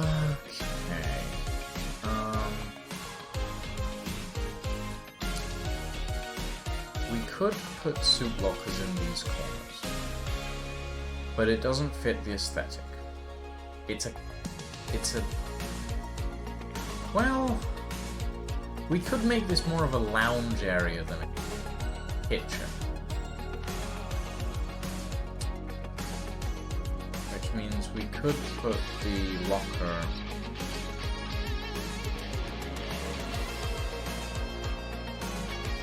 there. Because the lockers are pressurized. Like, they are pressurizable on two faces. So if we pull that out there, and we throw another set of lockers there,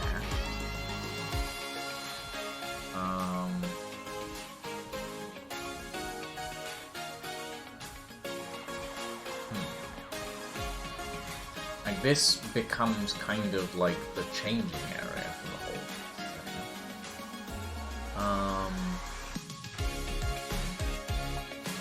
Like the it's kind of like the suit sort of storage area in Aliens, I think. No, I never watched Aliens, I don't think.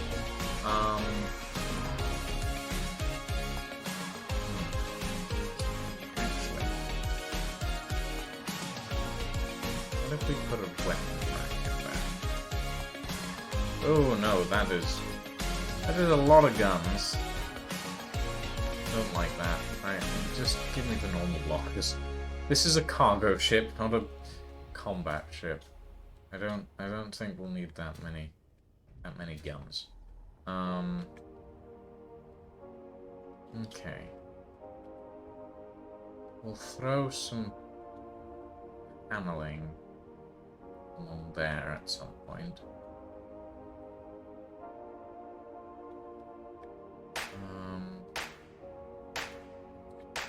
I'm going to very quickly adjust this because I don't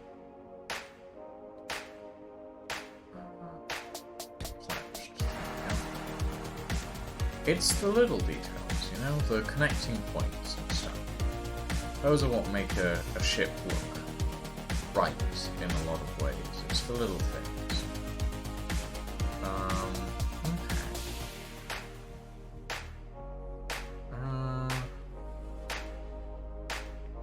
I'm going to throw a couple of windows on here, I think.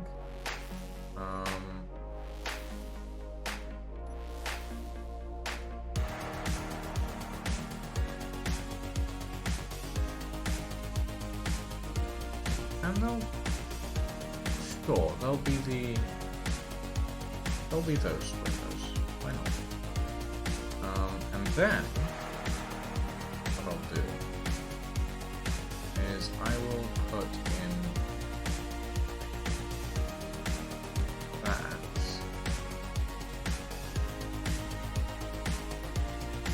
And I will quickly up the intensity of those corner lights.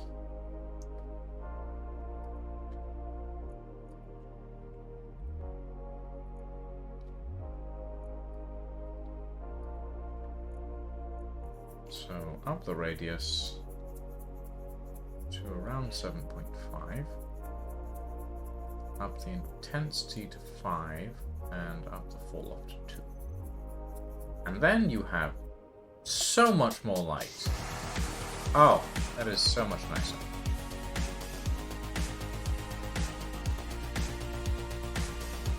Hey, Snow Carl.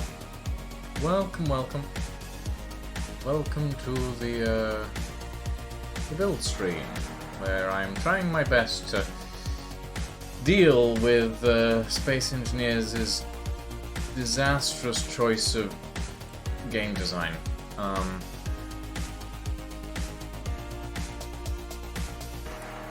need a couch. I need a couch.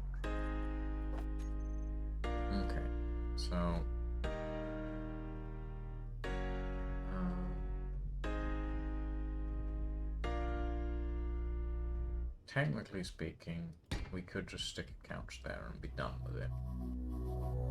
Like it's kind of like a...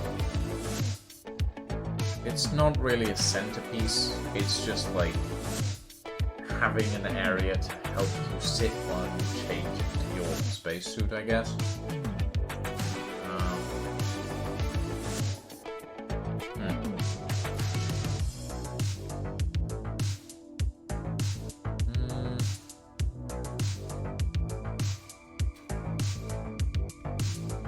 And then I'm going to pressurize the space. Because I feel like pressurizing the space is a good idea at that point. So, give me that one. And we will put a door.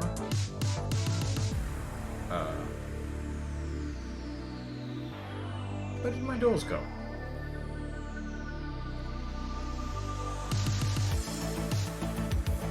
Weird. We'll put an offset door there. And then that section will take white blocks across the top. And that should, in theory, pressurize. Yes, it does. Lovely. So this entire area is now fully pressurized. I will quickly turn up the light panels. Light panels 3 to 6. Radius 7. Let's go 7. Fall off to 2. And we'll leave the intensity as it is for now. Actually, no, we will raise the intensity. Light panels. Need TVs? Maybe.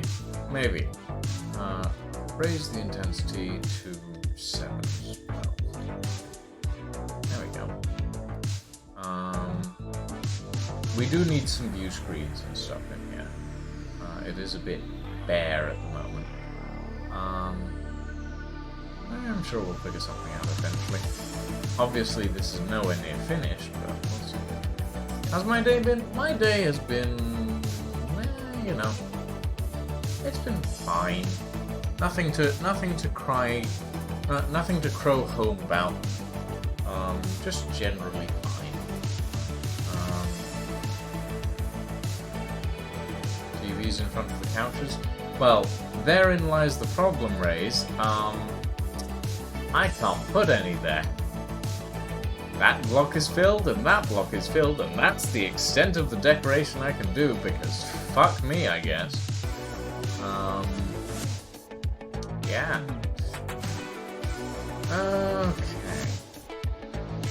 Okay, so bearing this in mind, and bearing what we have so far in mind, this is the middle section that I've designed with this ship. This is a very big front section. What I may do...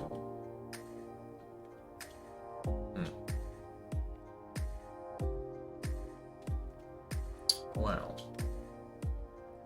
It depends where I put the middle section. It needs crew quarters for 8 people, at minimum.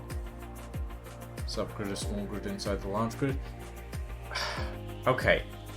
Yes, I could do that. It is possible. However, and this is the big thing. One, you can't get any of the decorative blocks on small grid because Keen said fuck that. Most of the decorative blocks are large grid only. And 2, while it can be done, it can also be clangy. Now, I have done it successfully multiple times. So let me quickly show you. Which one was it? Was it the Was it called the Northumbria? Final Offer, maybe? No, it was... Let me see if I can find it. Where is my big boy? Where is my big boy? Nevermore. It was the Nevermore. So the Nevermore was this lovely, lovely vessel that I actually built with the idea of small to large grid conversion systems on it.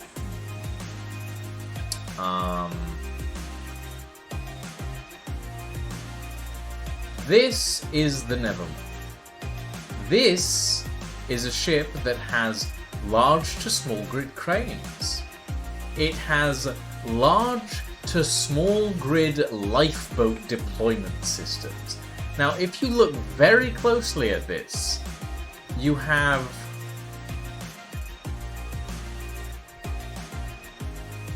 this entire system that comes up to this wall, which is slightly protruded, and behind this is a rotor. Snowcarl, we've talked about this before. If you mention that name again, I'm gonna ban you.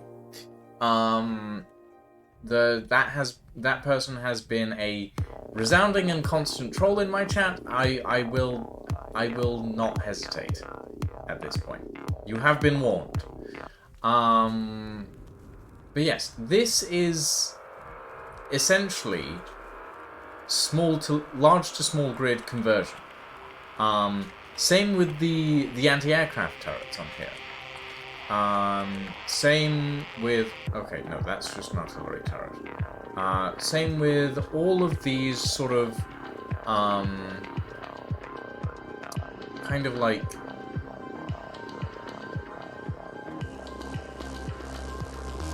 what are they?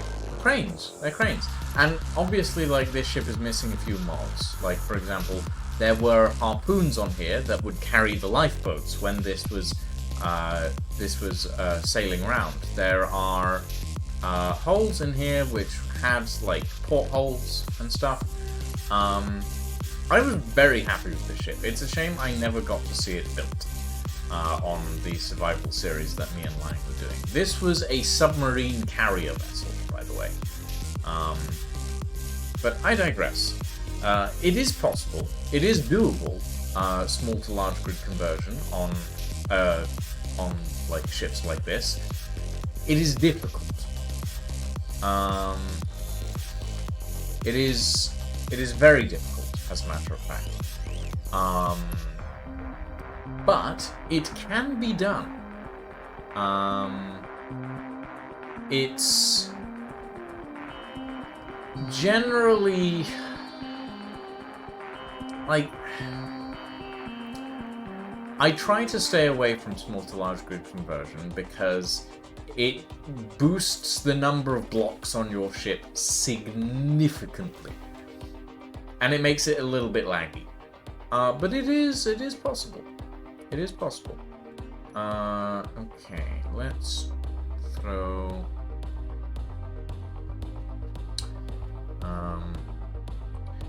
Well, not really, Tin Man, actually. It's not as clangy as you might think. It's more a case that when this sort of thing is done,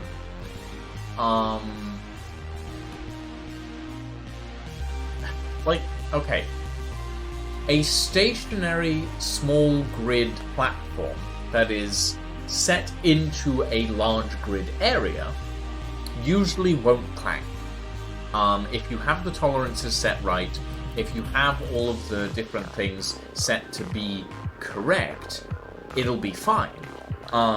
In fact, it'll be more than fine. Most of the time, it'll work really well. However, there are those occasional points where something gets caught in the wrong thing and the entire thing goes pop. And that's when the problems start to occur. Do I play Kerbal Space Program? No, I do not, Snowcrowl. I'm not. Kerbal never really interested me, to be quite honest. It was never my cup of tea. But yeah, like the systems are possible. They're very possible actually. A lot of people do them. But getting them to work properly in a survival setting, kind of difficult. And getting them to work properly in general, very difficult. So yeah, it can be done. It can be done, but yeah, not the easiest thing in the world. Honestly, not the easiest thing in the world. Okay. If we bring that in like that, how did I do it on? Oh, that just kind of flowed into that. Okay. I don't like that. I'll stick with this for now.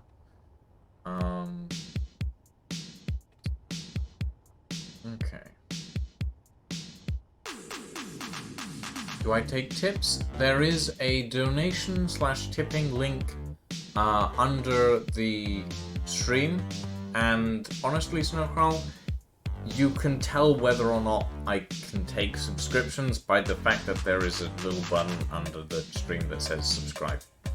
So it's up to you, but yes, usually.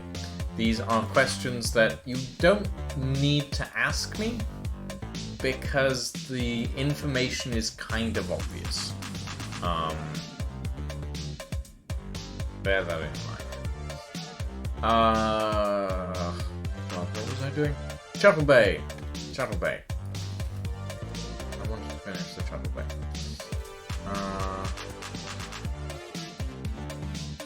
I said it's up to you, Snowcrowl. I'm hardly going to prevent you from doing it, but at the end of the day, it's up to you.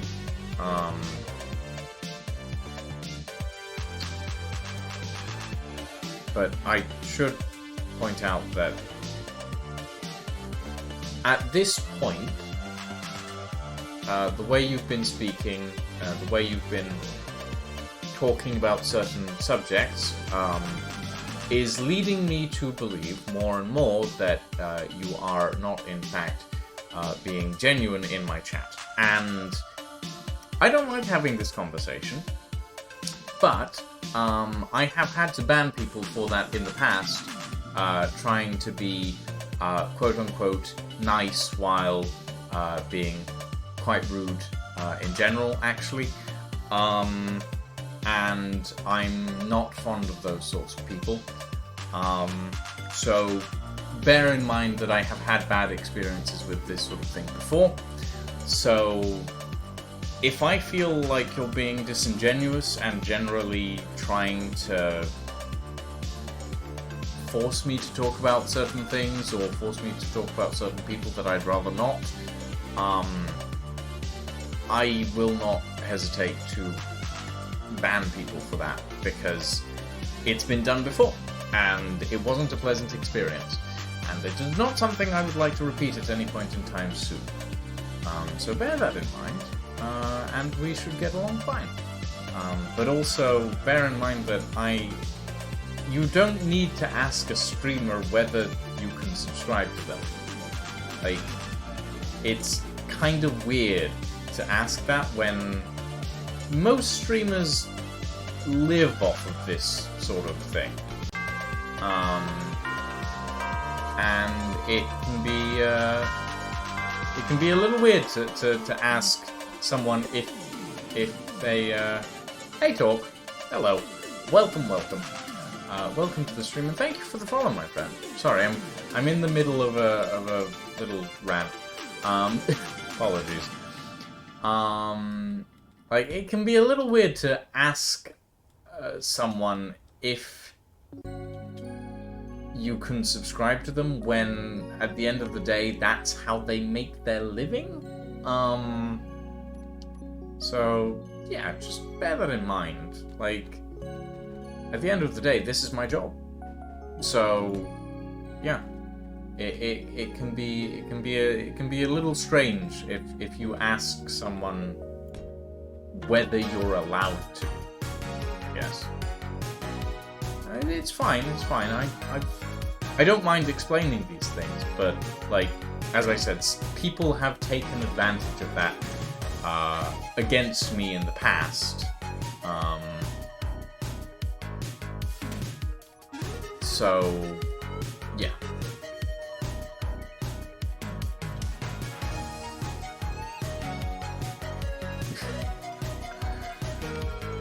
Think of it from their perspective. What is the politically correct answer to that question in front of their viewers? I mean, the quote-unquote correct question is like, or correct answer to that question is like, I will never ask you to give me money. That is something that I will never do. It's just against how I feel about the whole thing in general. Like, it's money is something that has to be earned. But like, if you feel like I am entertaining you and you feel like you are enjoying the content that I am making, I will happily accept any money you decide to send my way. Like, it's not necessarily something that you're obliged to do in any capacity. But like, if you want to do it, I will not stop you, kind of thing. So yeah. I was trying to do the shuttle bay and then I started working on the outside. God, I need to not get so distracted.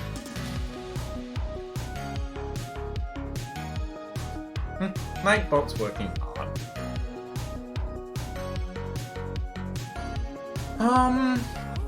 It depends, Snowcrawl. It depends. Like, okay.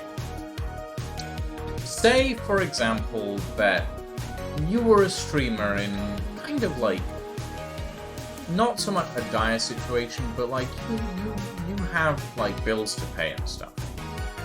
And then, let's say a well-known, really horrible, like, troll, for example, a misogynist who has been convicted of, like, I don't know, multiple domestic abuse things, throws you £1,000 on Twitch. Okay, yes, you have £1,000 now, but the money came from a person who is revolting, who has, like, committed multiple domestic abuse things in the past, and it is known. And everybody knows about it. And they've just given you money. At that point, I would be like, okay, this person has given me X amount. However, and this is what I would do in that situation. However, this person is also a horrible person. So, instead of keeping the money, I am going to donate the money that was given to me by this horrible person to a charity that goes against what this horrible person is doing, or has done in the past. No, what I'm saying is, Snowcrawl, is that in a situation where evidence is provided, where things are known about them, like, things are known about them, evidence has come to light, they've been, I don't know, convicted of these things, in that situation, then I would say, yeah, no, I would give that money away, because I wouldn't feel like that is a genuine thing. Like, I'd feel very weird about accepting money from a person who has, like, had domestic abuse problems. Have I dealt with that before? No. Have I seen people that have had to deal with that before? Yes. There have been occasions where other streamers have had to deal with the fact that someone's donated a bunch of money to them, and then they've later found out that actually this person was a horrible person. And they've had to, like, issue a statement about that. And I've never had that happen to me, thankfully. It's not something that I've ever had to deal with, but it is something that I have to keep in mind as a streamer, that sometimes something like that can happen.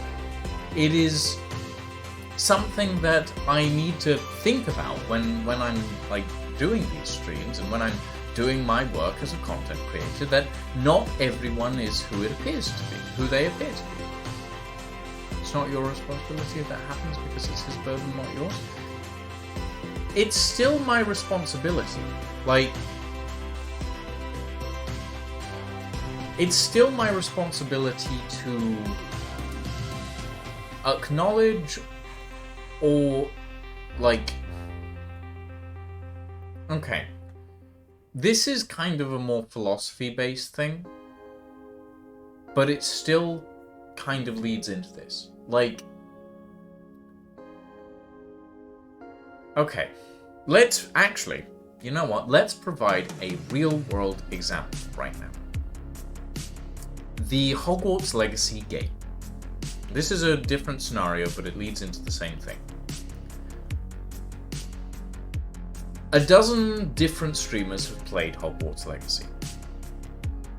By doing so, they have acknowledged that Hogwarts Legacy is a game that they enjoy playing. They have acknowledged that they are willing to pay for the game.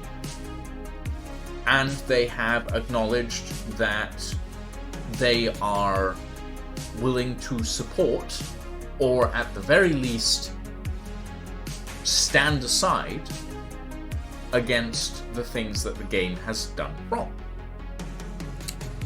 Now let's take a look at what the game actually has done wrong. So, you have the major anti-Semitic storyline that the game has, the fact that the game supports and assists a major trans misogynist in the UK and helps her basically kill off the transgender community, and you have the fact that this game, multiple people all over the gaming community and all over Twitch and all over YouTube have stated that by supporting and purchasing this game, you are effectively killing off or helping to kill off the transgender community. And like multiple people have backed the game and said, well, yeah, we're going to play it anyway. And by doing that, they have effectively alienated themselves from the trans community. From people like me, who, for example, are not exactly trans, but within the spectrum, as it were. I'm non-binary. And who are being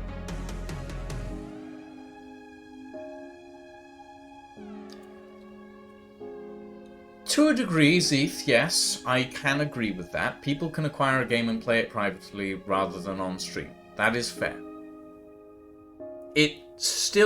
There's still a problem with that, but I'm not going to get into it because this is an extensive topic and it's kind of delicate. So, like, the thing about that is, if, for example, let's say, I saw... Actually, here's a good example, actually. I saw Morphologis, who is a member of the Armco community, playing Hogwarts Legacy. My instant reaction to that was to unfollow. Because my instant reaction was, this person has immediately done something that I am not happy with. And as such, I do not want to watch this person.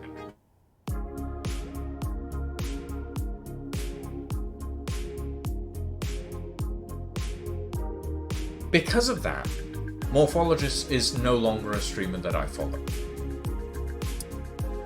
If Morphologist then went, well, okay, but I'm donating like £1,000 to a trans charity, I'd be like, yeah, but that's not what we asked you to do. We asked you just not to play the game. You could have just not played the game. And you wouldn't have had to throw £1,000 at a trans charity when you bought the game. It's not a way of like making people feel okay with themselves. You can't just go, oh yeah, no, I played the game and I thought it was fun, but also like I'm not, I don't agree with the views and so on and so forth. There's a lot that it's a complicated issue, and I am probably not the best person to talk about this. But at the end of the day, if Morphologist one day showed up in my stream and just donated to me or subscribed to me, my first reaction would be to ban him from my chat. Regardless of whether he'd subscribed to me, whether he'd given me money, my first reaction would be ban. Because I have seen him doing something I do not like. I have seen him doing something that was not something that people had actually asked him not to do. Thank you for the Prime subscription, by the way, Snowcrop. I'd seen him doing something I had asked him not to do. At the end of the day, I would not be happy with like having that person in my chat, regardless of whether they donated or not. There's no free pass, as it were. There's no free pass for being a bad human being. Like, yes, people can recover. People can get better at that sort of thing. People can not be as horrible as they are in the past. They can adjust. That is true. I'm perfectly happy to believe that in some way, shape or form, Morphologist is a perfectly reasonable human being. However, because of his decisions, I have chosen not to support him anymore. And if he appeared in my chat or on my stream, I would not want to take his money.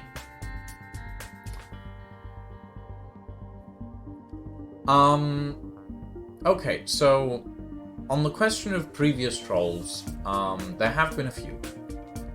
We're gonna steer away from the whole topic about what we were talking about just now, because it's an extensive topic, and I'm kind of flagging on that one. I don't want to really think about that at the moment. On the subject of previous trolls, we have had a few in the chat. We have had a few around the stream. A lot of them have caused discomfort with topics talked about in chat. They have caused people to not want to be in the chat because of the way they've talked or the way they've asked about certain topics, the way they've been insensitive about certain people's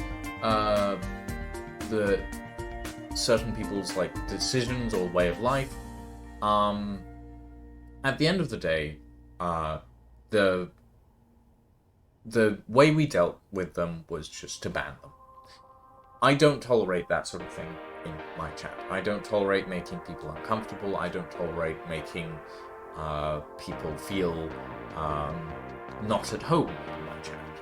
I find it very difficult when that sort of thing comes up to actually like make a decision. But when it's concerning the health and the general outlook of my chat, I usually won't bat them up. There have been exceptions. there have been exceptions where I've been like, well, okay, this person hasn't exactly been trolling, they've just been asking weird questions. But then it's turned less and less friendly over time. And at that point, I've had to go, no, this stops. You're gone. And it doesn't happen often, but it does happen. It is something that I've had to deal with, and I'm not happy about having to deal with it, but it does happen. So yeah, no. There are sometimes extenuating circumstances, but most of the time it's just that. Most of the time, that is the way I will deal with something.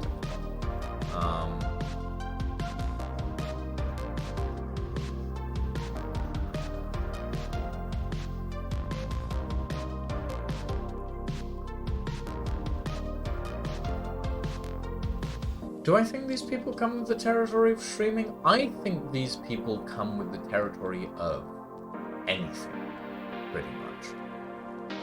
Any industry has its ups and downs. Every public-facing industry has people in it that are unpleasant to deal with. And this is coming from me, who has previously worked in hospitality and customer care and retail, all of which have not great reputations when it comes to that sort of thing.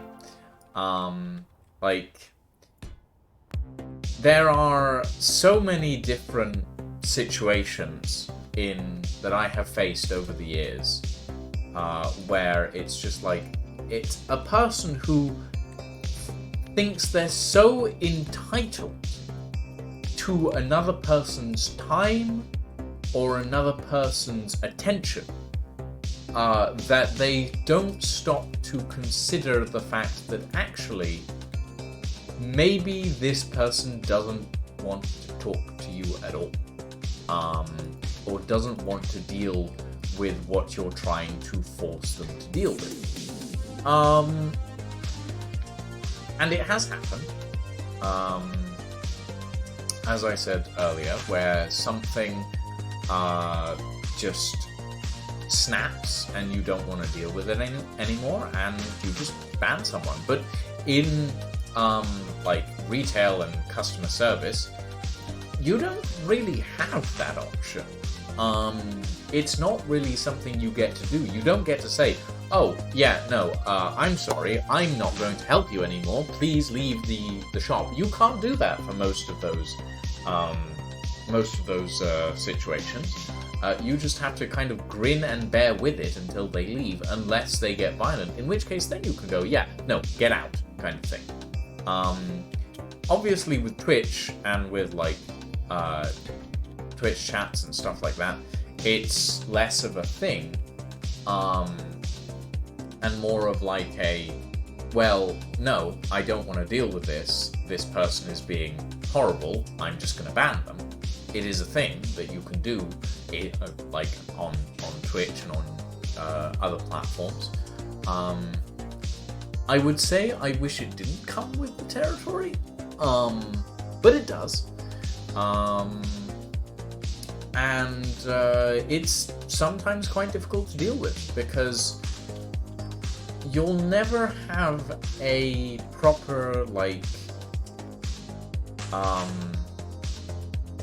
until the person shows their true colors, you'll never know exactly how far they're willing to go for just making someone feel bad, basically.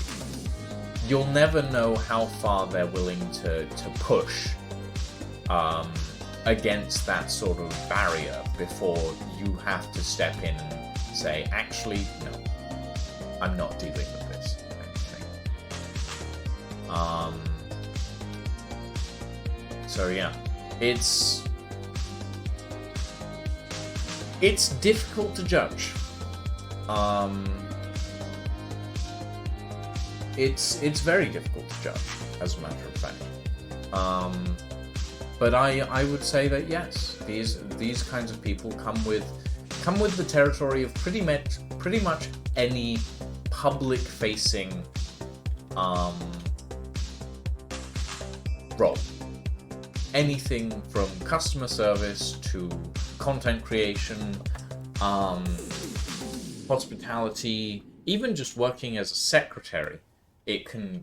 These sorts of people can be a factor that we need to take into account.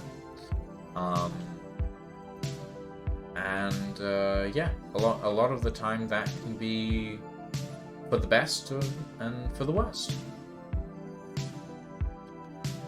Favorite anime? Oh god, that is a tough question. The answer is I don't have one.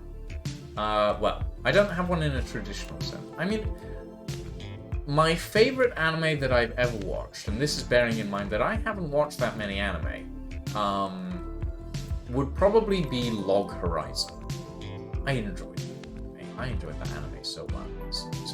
Like, it was one of those animes that I was like, actually, this is fun. This is really fun. So yeah, Log Horizon would probably be my first pick for sort of favorite anime type question. Followed by probably that's a good question actually.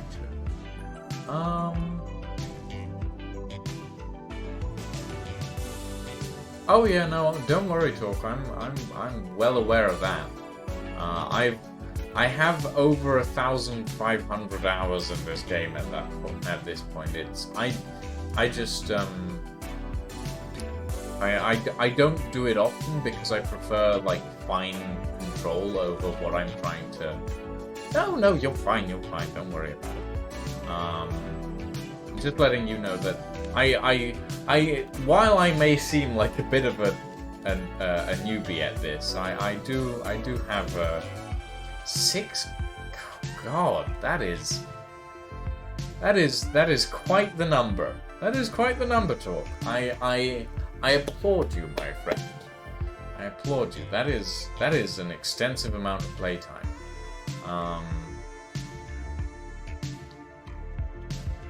But yeah. No, I have a decent amount of playtime myself. Definitely nowhere near 6,000, but I'm approaching the 2,000 hour mark at this point, and I feel like I've spent quite a bit of time in Space Engineers at this point. Okay. I'm liking this more as the sort of front section of the vessel. I still need to figure out the loading system for the cargo pods, if I even want to go for cargo pods.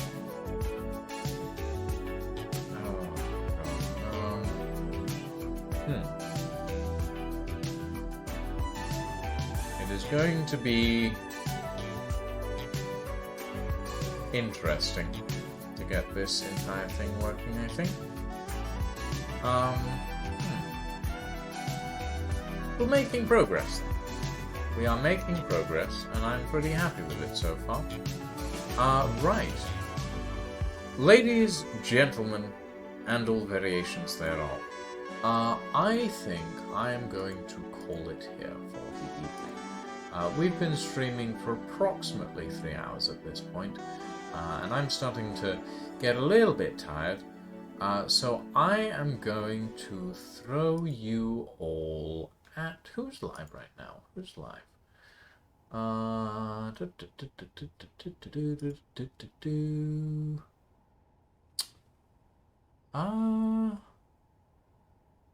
Ed's live. Lydia's live, I think. Or apparently not. Hold on. Why is my live list not showing me people that are actually live at the moment?